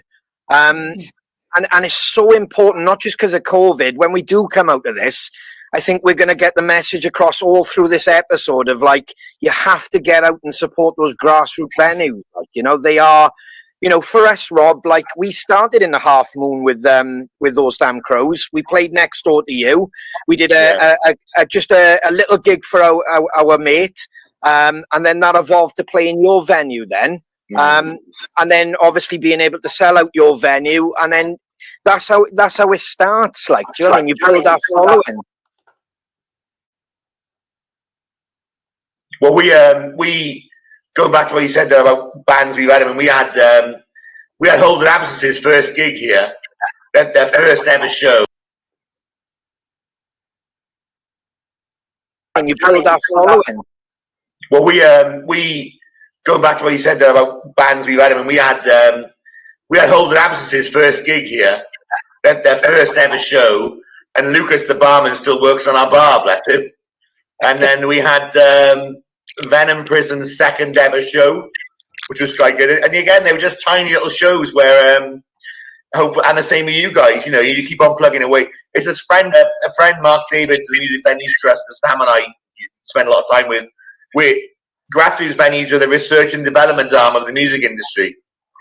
We're like the skunk works of the music industry, where everything sort of starts off and then builds on. And we're happy when guys go and play club. That's not a problem, you know, and then they move on to Tram Sheds and David Zoll, hopefully Motorpoint, which is what, you know, trajectory you guys are on, hopefully, you know. And yeah, it's nice. We like to see guys going through, and it's, you know, and they keep in touch and they come back and see us. It's great. We love that. Well, that is exactly what happened with us, which is it's perfect. We started playing like Cardiff a lot, and then we were bouncing back from England and coming back, and like Fuel seemed to be the template for us. That was our new hometown, which is bizarre, you know, because it just became our starting point, didn't it, Shane? It became like the Welsh place to go. And then obviously we were fortunate, we just sold the Tram Shed, and then we were before COVID destined to play the Motorpoint. But there you go, isn't it? Like, you know, gotta have these bases, your Le Pubs, your Fuels, to build that community. Completely. I mean, we did the first ever Skindred gig, and look at them now. You know, they're touring arenas. I mean, Dan, who plays bass, worked for us. Really sorry, guys. I was completely trying my best behind the scenes. For those who stuck with it, well done. It was an incredible interview, and we were trying something new, but it seems like it just won't work with the software properly. It's the picture is kind of freezing. Were you having the same issue, boys? Yeah, man. Yeah, I looked upstairs as well to see because I know Sam's watching in bed, and it's the same on the telly up there. And that's why YouTube. Such a shame, and yet again, thank you. You know, everybody who was sticking by it. Then we could see a lot of people getting frustrated, or, but yeah, I was desperately trying to give it a bit of a jump start in the background. I can't give it no more power as in internet wise because my internet's pretty good, but it's just something not gelling up by here. I can't get it to kind of jolt or restart. So what I'm going to do is, for those of you who have already started to listen to the CrowCast podcast, what I'll do is that will be uploaded to Spotify and to Apple. Along with, we'll try and take some sound bites from the Jack interview as well. And we'll kind of get it up there. Really sorry, guys. And also maybe we'll upload it to our YouTube channel as well as an extra bonus, because it was brilliant. And Rob had some great stories. Sam, wow, she had some powerful things to say towards the end of the interview as well. Wasn't it, Shane? It was brilliant. Yeah, incredible sort of insight. And you know, just they're so passionate and driven about their venues. It was just lovely. Like, that really came through in the interview. But you know, people were still saying they were listening to it. There wasn't an issue. They were just, the audio was great. Just one of those things. It was live, but it wasn't. First time we've tried it, just to see how it goes. But yeah, like Ron said, we'll get that up so you guys can listen to that interview, because it's a must. It's great. Well, it's definitely something that we're going to work on because, you know, without giving too much away, there's been a few guests who would like to come on the CrowCast. It's just trying to kind of marry everybody up at 9 o'clock Tuesdays. So that was obviously the plan to take it forward, is to try and maybe integrate some pre-recorded interviews as well, so you guys wouldn't miss out on the chat. And yeah, we will never give up. We will always try to make it stronger. But for us, the bit that made me laugh was when you cut her off, and I'm near like slouching. Yeah. And then you cut it off, and I'm just like, oh, we're on. Yeah. Well, good job I wasn't doing anything else, eh? I think I'll give literally for the people who stuck with us a little bit of an insight of what was going on backstage. So basically, the chat room read this, trying to sort it out. This is a nightmare. Do I report? I think I need to apologize. Gonna stop sharing. Do I restart it? What shall I do? Yeah, I'll try that. So it was like, that's basically summarizing what I said, but it was almost like a panic. But yet again, guys, we did try something new. It didn't quite sync up. The audio was great. We'll upload that to YouTube. And we'll put it on the socials. And for those, like I just said now, it will be available on CrowCast podcast, along with interviews that we've done with Bruce, Ruth, and many others that are being uploaded quite frequently now. So it's a shame, isn't it? What a shame. It is, but they can see the interview tomorrow, so it's not a problem. It isn't, but yet again, here's a picture from us playing in full. Played some cracking gigs there. Some of the responses were brilliant. I remember one of the first times we played there as a band was with Bigfoot, was it? Oh yeah, yeah, it was. Yeah, Bigfoot. Who else was on Kill that It, bill? was it? Kill It. Yeah. Massive. We played my memory. We played a Massive. We played with Kill It there. Bigfoot. I think that was the first time we played with Dead Man's Whiskey as well. It was on the Kill It show. Yeah, I mean, I don't know whether that was the Massive show. You can always normally tell by guitar heads and stuff like that, can't you? Like backline wise. That's exactly what I'm looking at. Yeah, man, I'm a bugger for that. Like, do you know what I mean? I can remember when Shiner's amp went down. I think it was on that was the Massive show, and me and Dave started. It was the Massive show, yeah. And you pick the mic up and he started just singing random shit. Yeah. Holding it out, and we start playing dun, dun, dun, dun, dun, dun, dun, dun, dun, dun, dun, dun. The hockey fucking theme thing. Yeah. I also tripped up the stage before we sound checked. Tripped up the stage and fucked my shin up as well. Yeah. And like we were touching on in the interview, I haven't been to the pub for years. Just haven't had the chance, and we haven't managed to play there yet. So it was brilliant to hear that they've upgraded. Because we'd played there in the past. A brilliant venue. Even in the past, it was somewhere on the circuit that you had to play. So really, really cool. And like, speaking of Welsh venues as well, boys, before, this is a perfect time to bring it up. Like to give a big shout out to the Patriot up in Crumlin. Outstanding work by Angela. I don't know whether she watches the show or listens to it, but a big shout out to Angela for everything she's done for the bands and what she's trying to build there, which is great. She's so passionate about getting bands to play there and make sure that it's a permanent touring spot, isn't it, boys? Yeah. Yeah, man. Yeah. How many times we played that venue? Was it twice? Was it 3 times? Maybe 3. Yeah. Three times, I think. But like, I mean, I think that was the first time we played there. yeah. There's a nice little picture of us the first time. This is the Patriot guys in Crumlin. And then this was our headline show. Yeah. Yeah, it was a few years ago, wasn't it? That was the night before Rockstock. Am I right? Or You before could be Steve right. House or something? No. Yeah, I'm not you sure. could be right, Dave. You could be But like right. every time we've gone there, Ange has like really looked after us. Again, the rider was brilliant. Always looked after us. And everyone there is so cool, isn't they? Like the bikers club, like, we go downstairs and we change backstage, and they'd be like, they got their own den and stuff, haven't they? It's really They have, cool. yeah. The old I Barra. fucking shit myself the first time we played there, boys. I'm not gonna lie. I went downstairs just to get changed and like warm my neck up my shoulders before we played, and I was in this room, and I just you just get this feeling where you're not meant to be there, but fuck it anyway. Well, it turns out I kind of like sneaked into their clubhouse, and this fucking biker comes in, walks past the door, walks back, and goes, "What are you doing in here?" It's like, oh, sorry, as I'm warming up my rotator cuffs like that. And he goes, and then they all walk past the hallway, and then they all like stop, take a double take, and walk back in, and they all come in the room, and I'm there going, I guess, trying to fly away. Do you want me to leave? Like, no, it's fine. Oh, I fucking shit myself. I was just about to put a Sons of Anarchy fucking zip up hoodie on as well. I picked out my bag, went, nah, put it straight back in. We're not like something else, a little bit of a behind the scenes thing. We're not where we did our Christmas photo. Yes. Yeah, it was. So, Yes, it was downstairs. Yeah. Yeah. So for the limited edition photo, the Christmas cards that we sent out, here's a little bit of a CrowCast exclusive.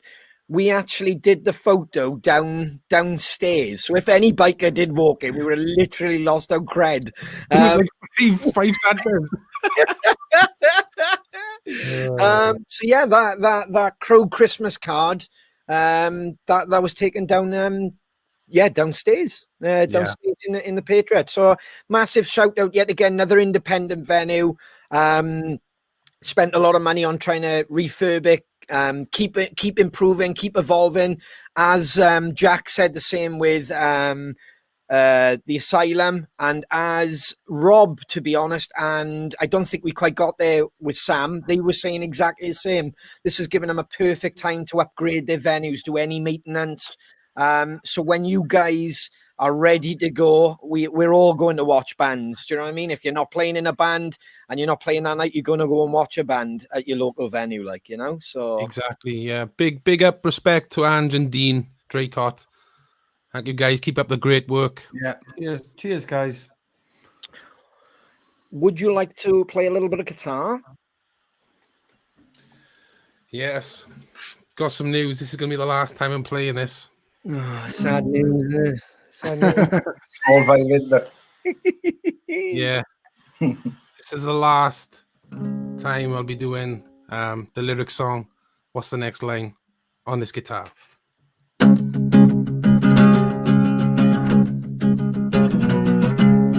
me the lyric, give me the lyric. What's the next lyric?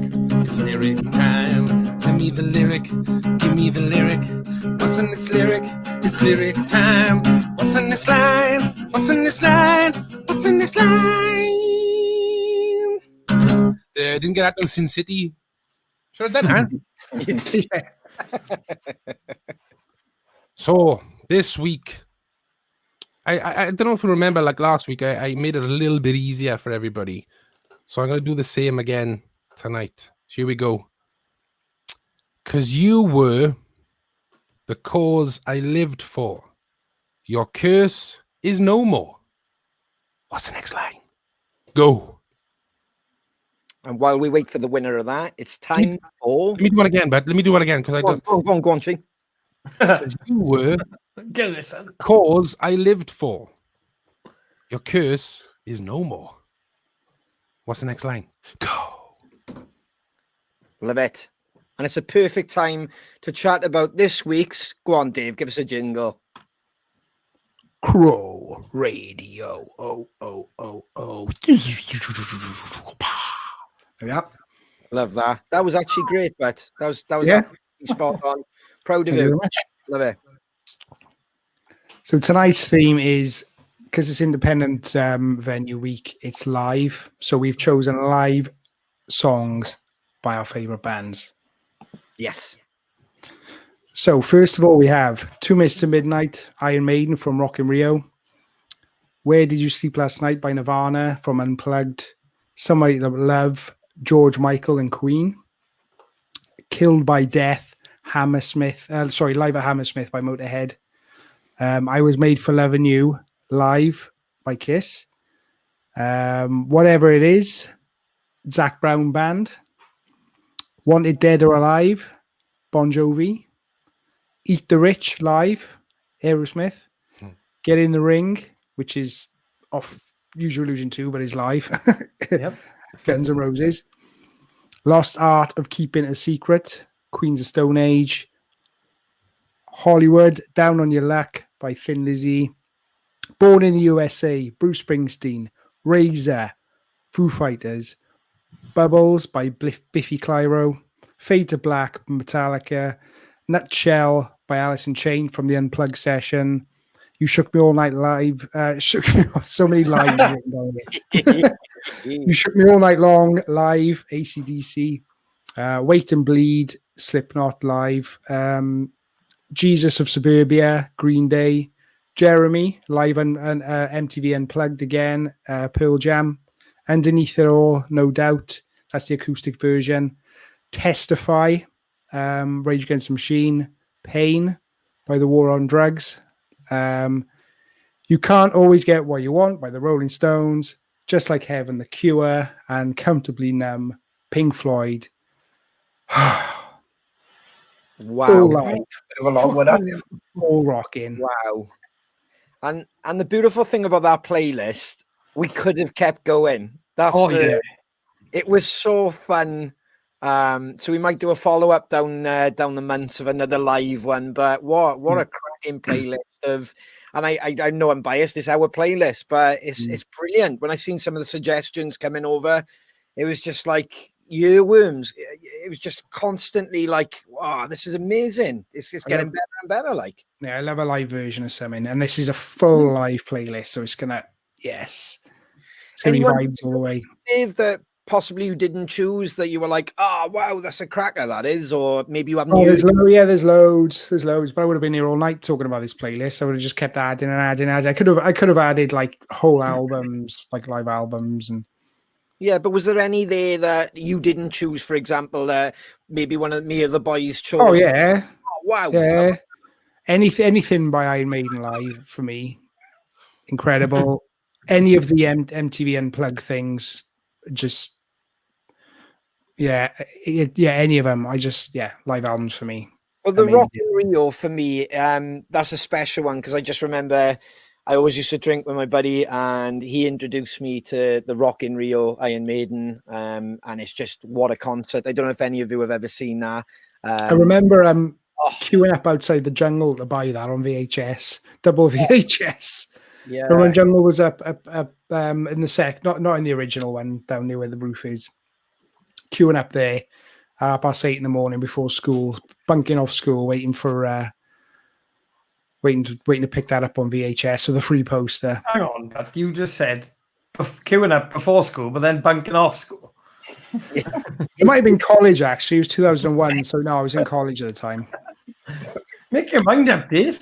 You might be honest, like, it might be someone to else. go in at 9 o'clock when I should have been to go to a lesson at 9 o'clock.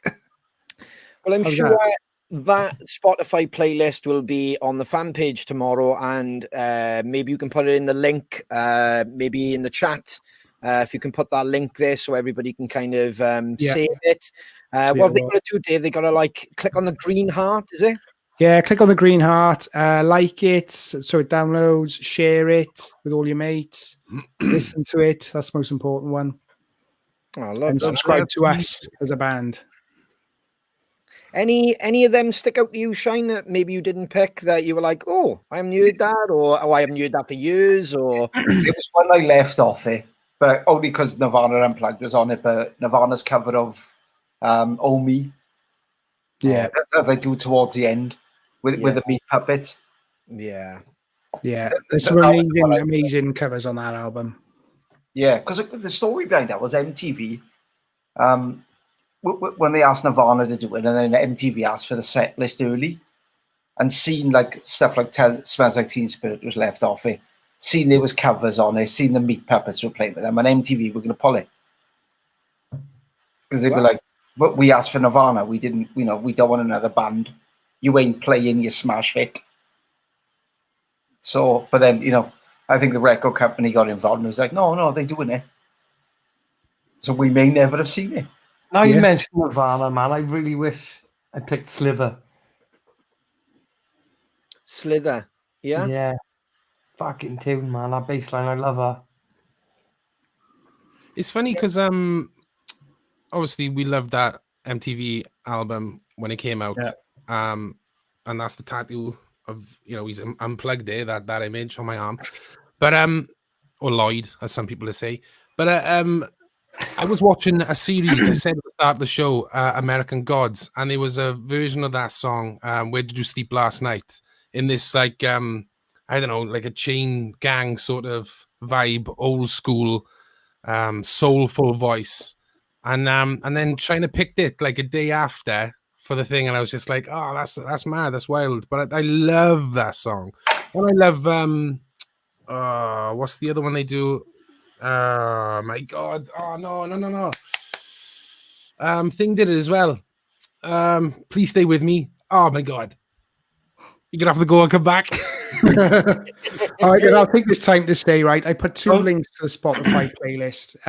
The second one is the correct one. The first one is incorrect. The second one is the correct one. So you're gonna click on the link to the second one. Ah, perfect. And obviously, they'll be on the fan page and stuff tomorrow. I know you always do that, Dave, which is brilliant. But there's some crackers. Go on, Shane. The Bowie one. Man of the World. Yes. Oh, was the first time I ever heard that song was from Nirvana. Yeah, I mean, I heard the Bowie version first. Yeah, there's a tune.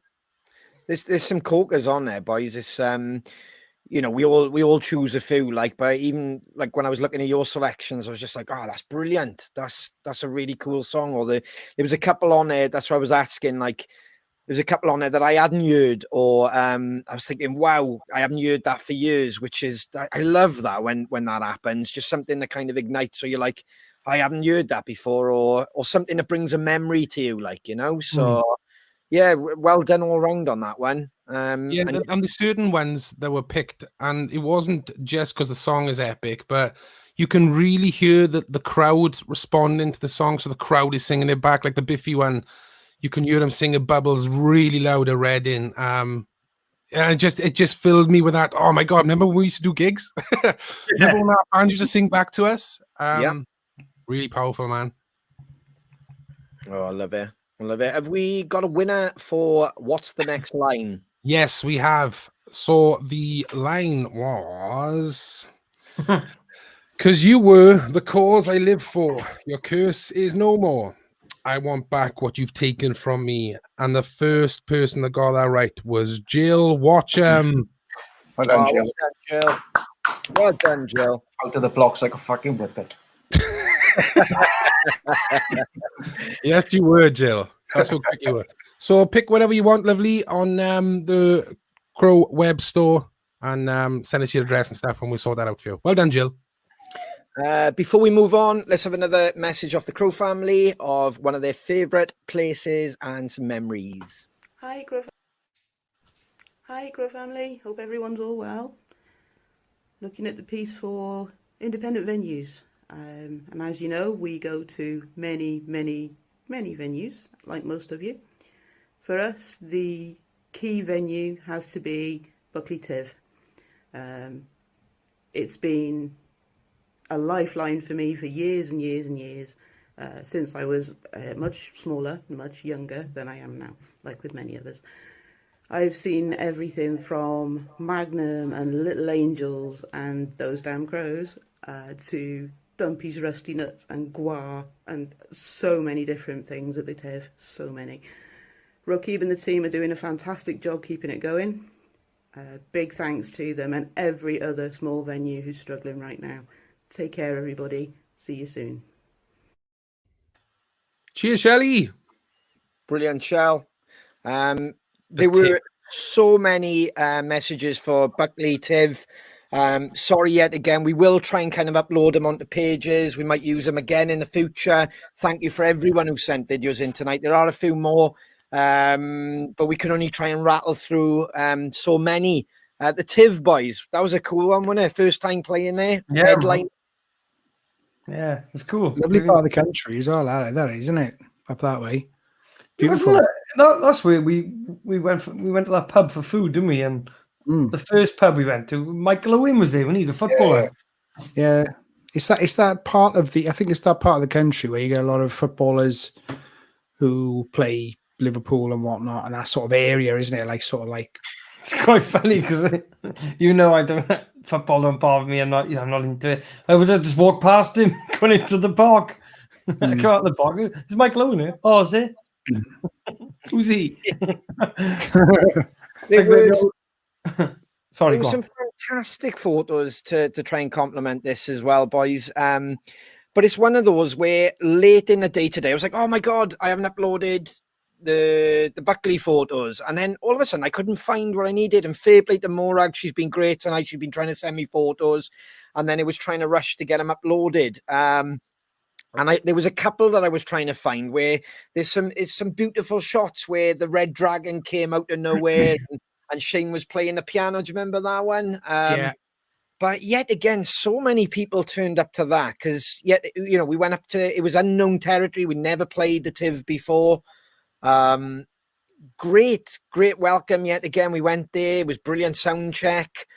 So many familiar faces. I think when we turned up, it was brilliant to see Morag and Charlie in the camper. So that kind of put us at ease.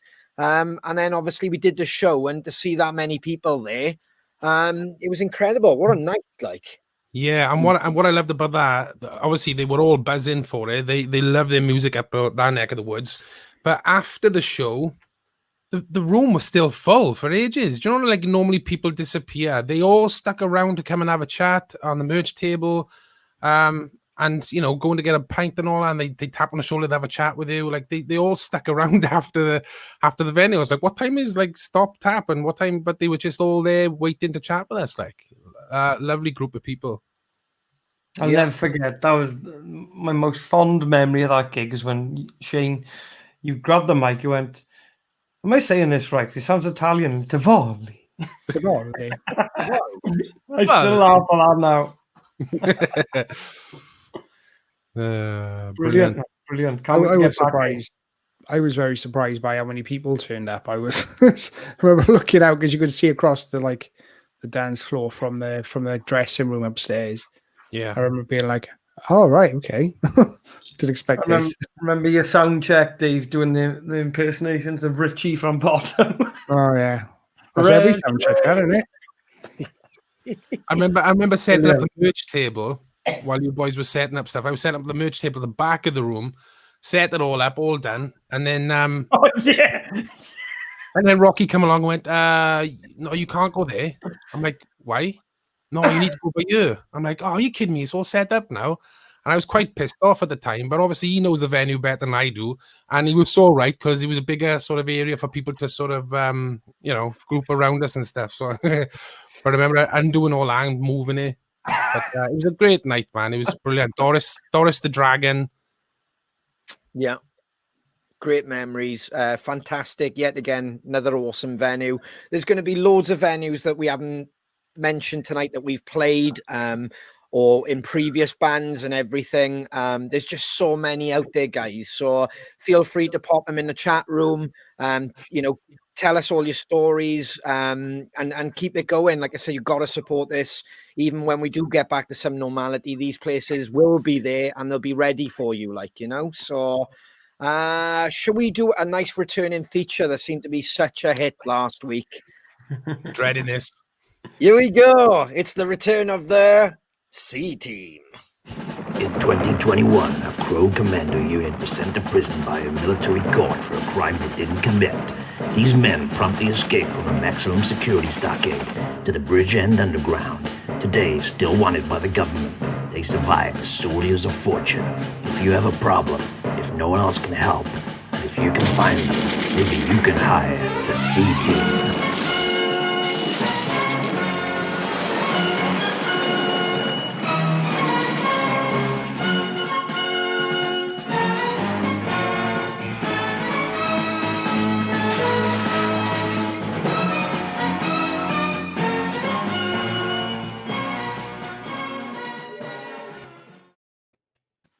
I'm not gonna lie. I've hardly slept this week worrying about who's going to be next. Well, before we move on, for anybody who didn't watch last week, or if you tuned out and you didn't know what happened, so this is a brand new feature. It was a challenge set by Annie Joyce. So each week, one of us will be taking on a challenge, which is selected by this. The Wheel of Death. It's the Wheel of Death, exactly. And Lloyd is right. I was hoping that we would keep Dave's name on the board, so it kind of, I don't know, just made more of a chance of me not doing it, to be honest. So Dave was the first person drawn out off the wheel. And what did you have to do, Dave? I had to do a yoga class with one of Annie's instructors called Alex for 40 minutes. Lucky escape for you then, mate. So for everybody wanting to know what that looked like, here's a bit of a screenshot. So you can see there was a lot of people on the screen. Fucking dog. And especially if you look right at the bottom row, and you see a dog's arse. That's not Dave. Dave's behind it. That is Dave partaking in his 1 hour challenge. On top of his staircase. on top of a staircase. He sends us these videos. I'm going to play a couple of clips now. And I said to Dave, I'm not picking. I'm just trying to do health and safety here, mate, but it's a bit too late. You're doing yoga on top of a landing right next door to a banister, and you're balance on your hands, do you know what I mean? So Yeah. with the dog, that, let's be honest, we all seen the yoga video. We've seen it, haven't we? And he was just about getting on the hand. So I was half waiting for you to kind of tilt to the left and go into the banister, do you know what I mean? I like the dice for danger. That's where it is. So yeah, I've built it up a bit. Let's watch the first video of Dave doing his hour challenge. Once again, hands are shoulder width apart. From here, we lean forward at the elbows. So that's me bending my elbows. I press my feet away, and the butt comes off the floor. It's the pincer action of pushing my legs that way that lifts my butt. It is nothing about the strength in my arms. Off we go. Oh, bottom, Rachel. So David, you must bend your elbows and drop forward. Your face is literally centimetres from the floor. Get that on your top leg.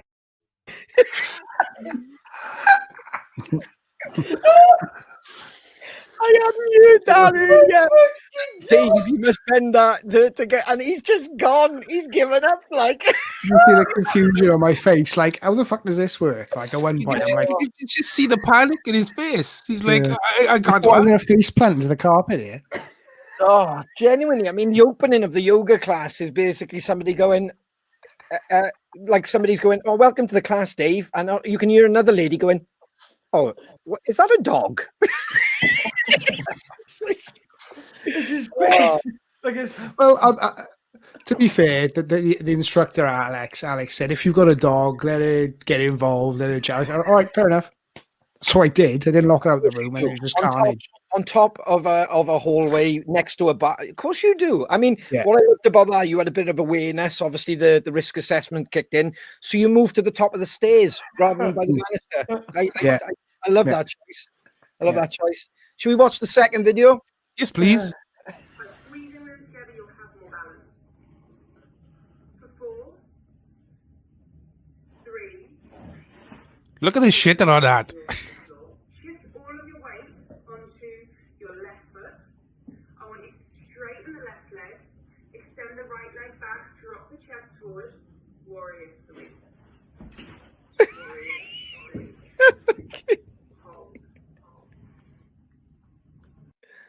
Oh, you've copped out there, Dave. Give the dog a little stroke, like. Yeah, you stopped way too early. That exercise, right, where you all I know is in the gym, the closest thing to it is I call a sissy squat, and it really, my legs after that workout were like jelly, like because that was only a little clip, but there was a long segment of doing that, and my legs were like jelly after that. It was like a sissy squat for about, I don't know how long it was, felt like forever. But yeah, I basically use the dog a lot of times as a bit of a distraction. Like, oh yeah, stroke the dog, so I don't have to do anything. Yeah, Dave, can I borrow Indy this week? Yeah. Absolutely brilliant. So, yet again, for anybody who didn't know, Dave came out first.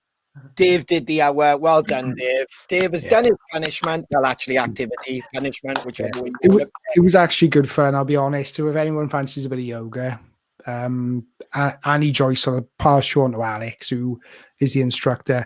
And this Saturday, she is doing a charity for, I think it's for, let me just get it up.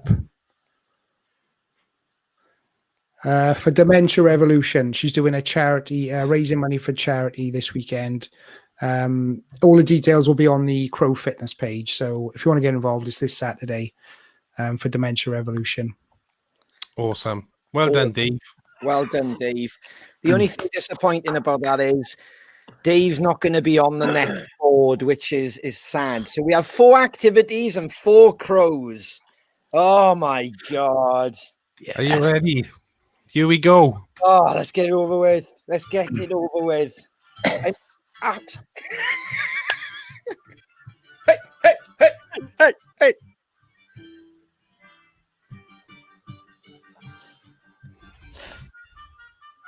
Crow pose.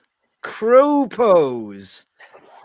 Okay, so crow pose would be called, is that called for the birds? That's when you lean up on your Hang on now, Dave. They're named differently, weirdly, to the wheel. I apologize. So I've got for the birds. I'm going to go with this. DU influencer. Not that.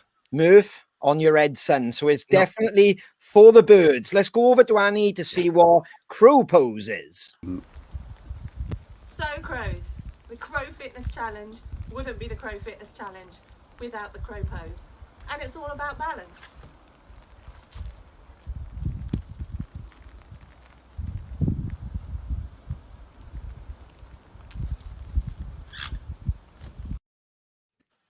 Right. Well, let me just get this out there. Shane can do this. I know Shane can do this because he's done it before. So he's gonna win this one. But I did this when I was 3 stone lighter. Yeah. The Oh, only you thing I can see is obviously when I knew Dave was doing the class, I thought we've all been talking about fitness. I thought I'll do a little bit of yoga on the weekend. I tried something similar to that, and I nearly went into my grate. So I'm praying. I did a bit of DDPY, and it ended up nearly like a DDT, Lloyd. Jesus. So let's get this wheel up, and I'll pass on this one, hopefully. I'm not gonna lie, I'd won this one. I've seen what's coming. Oh, actually, yeah, I would want this one, I think. Oh, it's past me. Yes, keep going. No! Yes! Oh, brilliant. Yes. Brilliant. Yes. Come on, Shino. Well, I tell you what, boys. I'd say my goodbyes now, because by the looks of it, that's going to break my fucking neck. All we need, son, for next week's episode is a couple of clips of you attempting that. One more time, this is what you're going to have to do, Shine, and obviously I'll get Annie to, well, I'll send you this video so you send me the video. You have an idea. So Crows, the Crow Fitness Challenge wouldn't be the Crow Fitness Challenge without the Crow pose. And it's all about balance.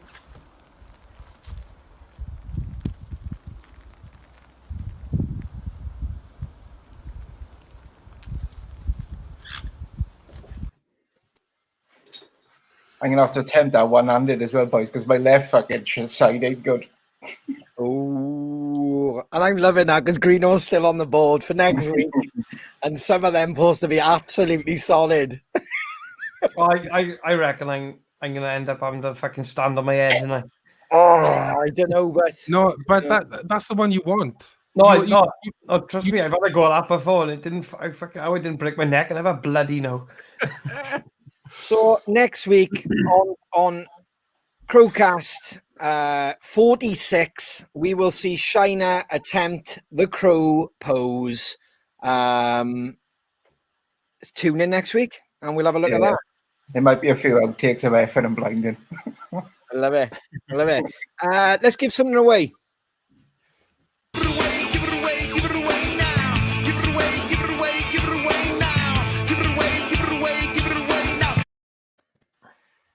Okay. So is this for anything in the merch store, Mr. Greeno?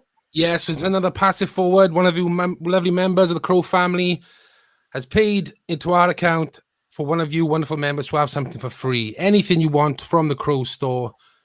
Here we go. And you've got to do the crow pose. You don't have to do it. There's a few names on it, mind. Fair play. Oh, there's quite a few. Ooh. Anne Simmons. Congratulations, Anne. Well done, Anne. Absolutely fantastic. Over to you, David. It's Dave, did you know? Fuck it up. Simple. Scribble about B.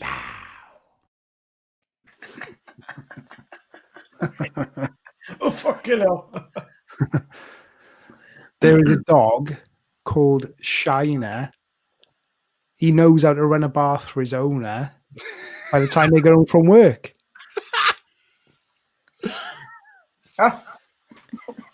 Where's this dog? How do you know this? Where's he? There's a dog called Shiner. He can run a bath for his owner by the time he gets home from work.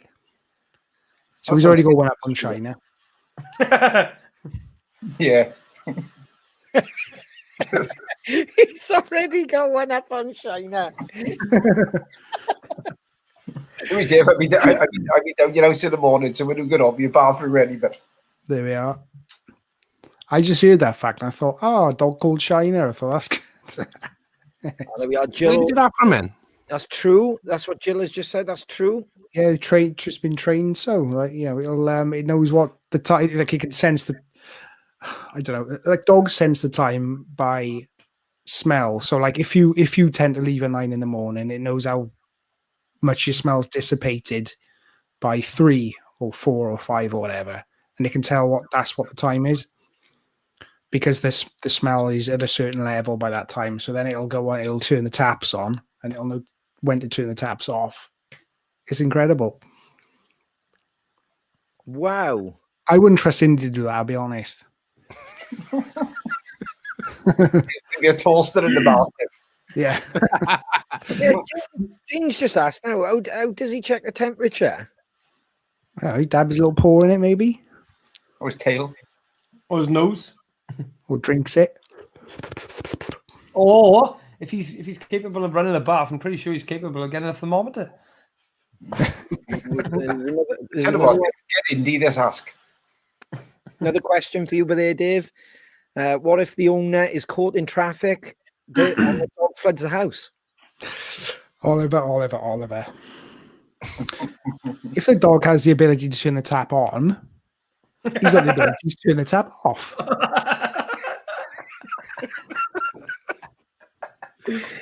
So we saying Shiner the dog is like a domesticated lassie then, yeah? A domesticated Shiner. Yeah. Basically. I can teach our dog many things, David. I'm a fag, no? I'd pat your head, Shine. I'd pat your head. Shiner and Shiner going for a fag, like, after running a bar. A cuppa. I'm being fed and walked by Dave. Cup of tea. Chocolate digestives and a fag. I love it. Before we move on, let's have another video from one of the Crow family, another place that we have played in the UK. Hi everyone. Hi Crows. Hope everyone's keeping all right and having a good new year so far. Independent venues. Our local one is the Nostell Band Club, which is only a couple of miles away from us, which is brilliant. And the one and only time that those damn Crows have played in Cornwall, it was there. So that was our first time of meeting them, which was amazing. It's fantastic. And another place, it's new. It's called The Yard, and it's over, well, in the middle of nowhere, really. But King Creatures manager Jules Janauer set it up. And they did a social distance show last September. Safely held, 250 people, extremely safe. And I know that they had bookings for 2021, but unfortunately all postponed. But it's an amazing venue. Without COVID, 2,000 capacity. So it's fantastic. And with COVID, up to 350 now, I think. So get your asses down here, Crows. Yeah. Bye. Cheers. St. Austell. St. Austell. Cheers, guys. Catherine. First time I'd ever been to Cornwall, that was. Did you know? Dave's, did you know? First time I went to Cornwall. It was a really strange one, boys, wasn't it? When we got there, we didn't know what it looked like. We just thought, yeah, we'll play anyway, you know, let's rock up. And then when we got there, it was like stepping back in time a little bit, wasn't it? It was like the old working man's hall. It honestly reminded me, and I mean this in the best possible way. It's not. This isn't a piss take. It reminded me of Phoenix Nights in a really good way. I liked it. I really liked it. And it was cool, man. Everybody was there for a good time. I like what you said there. It was like a throwback to venues we played growing up. Very old school. And what I loved was, and I think you boys will jump in on this, is from day to the show, how it just transformed into this electrifying rock night. Like, do you know what I mean? It was incredible. So it was exactly what you said there, Lloyd. It's like a throwback to where we grew up and like the conservative Labour clubs around where we live. And then all of a sudden in the night, you felt you were just in a rock bar. Like, do you know what I mean? Like, very similar, dude, to the Windsor and Neath. Yes. Do you know what I mean? But just like I think like we turned up and they were so kind. They had the old Cornish pasty. Yes, man. Yes, you got it. You know, and it was amazing. It was just what a welcome. Dude, they knew how to greet us with giant pasties. It was phenomenal. Fair play. Yet again, there were so many photos we were looking to have with these, and Morag sent me over loads. I couldn't get a lot of them uploaded in time, sadly, and they were close-ups. I wanted some of the ones where it showed the energy and how full it was there. Yet again, the rock scene that was in Cornwall, it was amazing, boys, wasn't it? It was just like, it was rammed, like, fair play. Yeah, few bands go down that way, do they? So it was nice to get down there and see how much of a vibe there was down there, you know? Yeah, it was Yeah, good. we were told Muse had played there when they first started off. Apparently, they played that club before they went on to the big time. So you know, it's had its fair shares of stars on that stage. But yeah, it was a great vibe, great energy, packed. I didn't know what to expect. I thought, oh, look out, is it going to be like 30 people in a room? But everyone that was there was just so up for it. Brilliant. It was good, man. Good Yeah. memories. Great memory, exactly that, Lloyd. And yet again, we'd love to return to Cornwall. Just such a welcome and just a beautiful rock scene down there. You know, a lot of bands need to get down that way. And well done to the guys for keeping the scene so alive down there as well. Stunning. Wish we could have stayed a bit longer, to be honest. Yeah, definitely. Oh, that it was. I think, was it that night? No, I wasn't that night. They had a speeding ticket on the wheel. Was it? No, that was a different one. There's been so many. Do you know what? Something sticks in my mind about that gig. But you know, whether it's the first time I remember it, but I'm sure that was the first gig where Shane's 2 minutes of comedy Shane comes out started. I'm sure it was that gig. I don't know. I remember talking over to you and going, "What are you fucking up to?"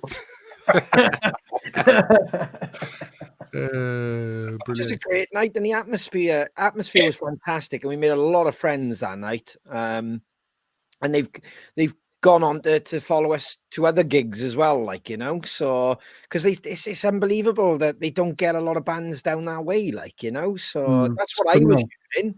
Yeah, it is criminal because it's beautiful down there as well, like, you know, so. Well, yeah, especially with our new venue as well. And Bevis was talking about the Yard.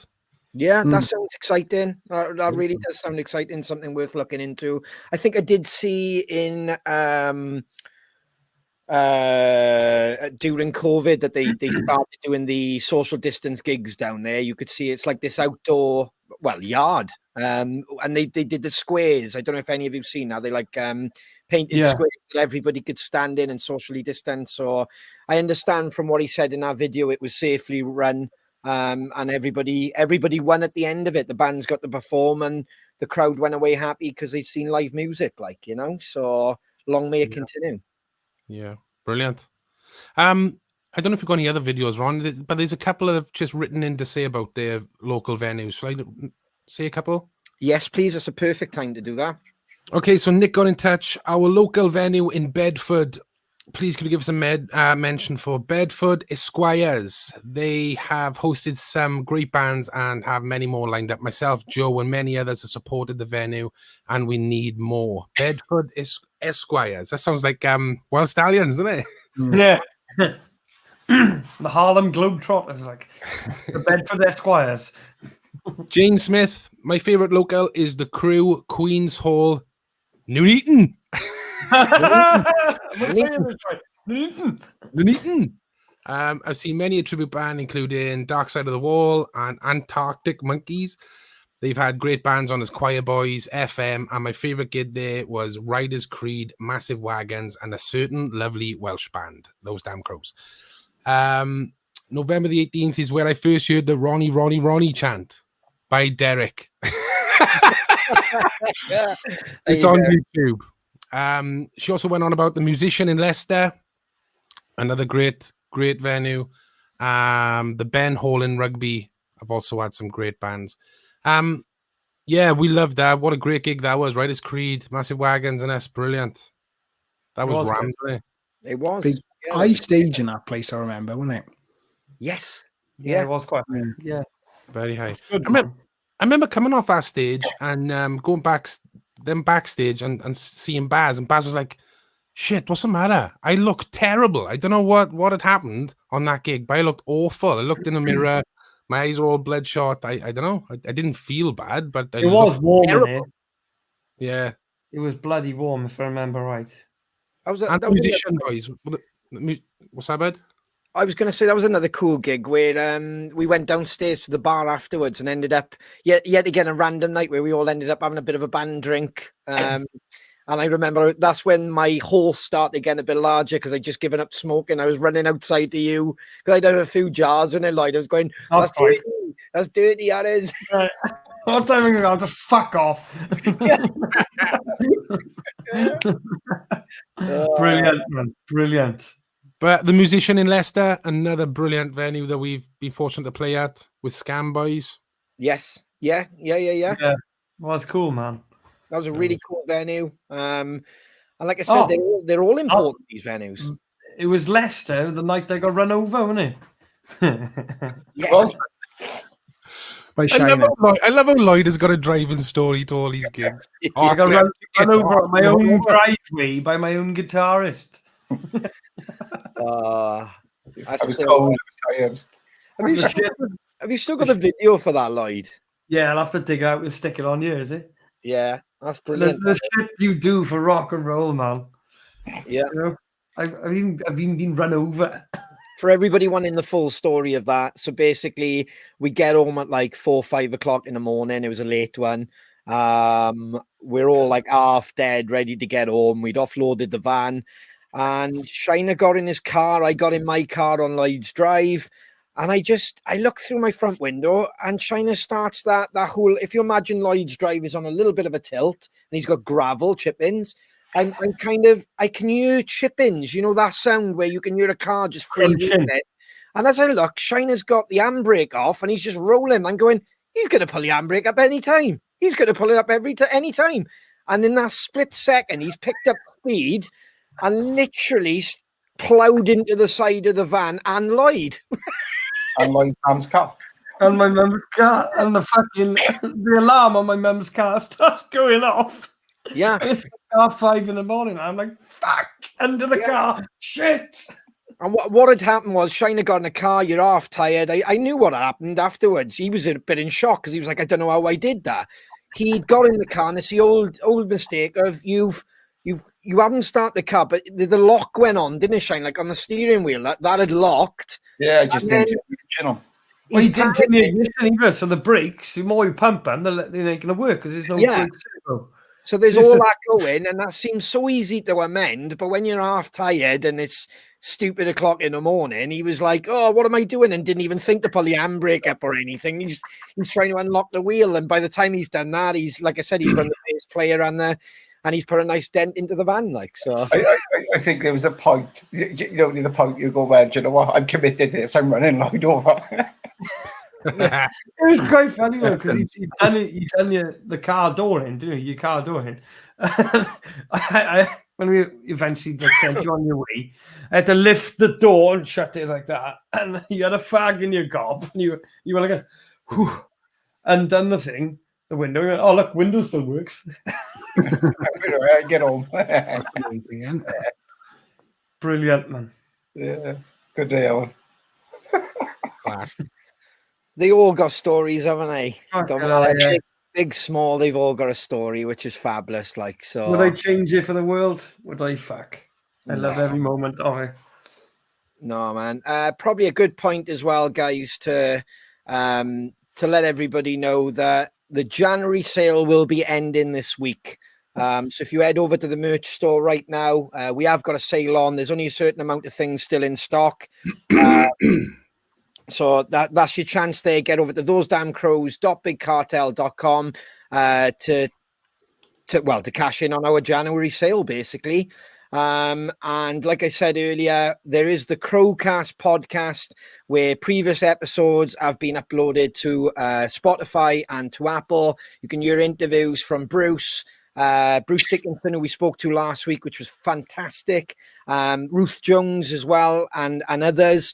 And as promised tonight, we will do something with the technical issues. We will try and upload the interview with Rob and Deb from Sam, sorry, Rob. Sorry, I'm trying to kind of multitask. Rob and Sam from Le Pub. That'll be uploaded to the podcast and to YouTube, and we'll try and put it on the socials as well. Just making sure there was nothing else then.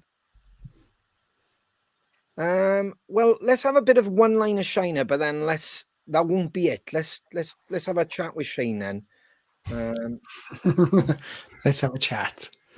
Ladies and gentlemen, one-liner Shiner.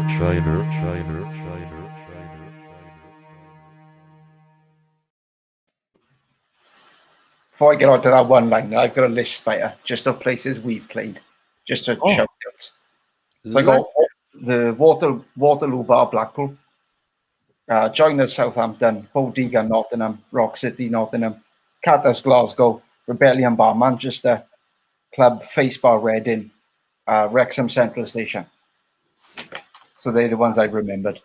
Well done, bud. Fabulous, Shiner. Absolutely fabulous. There is probably more. Please don't have a go at us.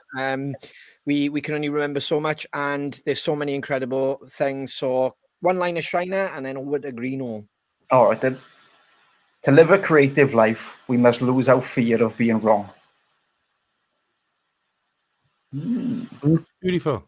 Absolutely beautiful. Poignant. Love it. Well done, boyo. No problem, but that's the one liner there. No problem, but so before we go tonight, just want to end things by saying a huge thank you, not just to the wonderful independent venues across the country and the UK, but to the beautiful, passionate and driven people who own them and run them. Without you, us bands, us Crows and us music fans wouldn't have our home from home. You helped shape us all to become what we are today, whether it be a techie, a roadie, a musician or a gig goer. As a collective, let's help support these venues when and where we can. Stay safe, stay strong, and above all, keep a faith. Our time is coming. We love you guys. See you next week.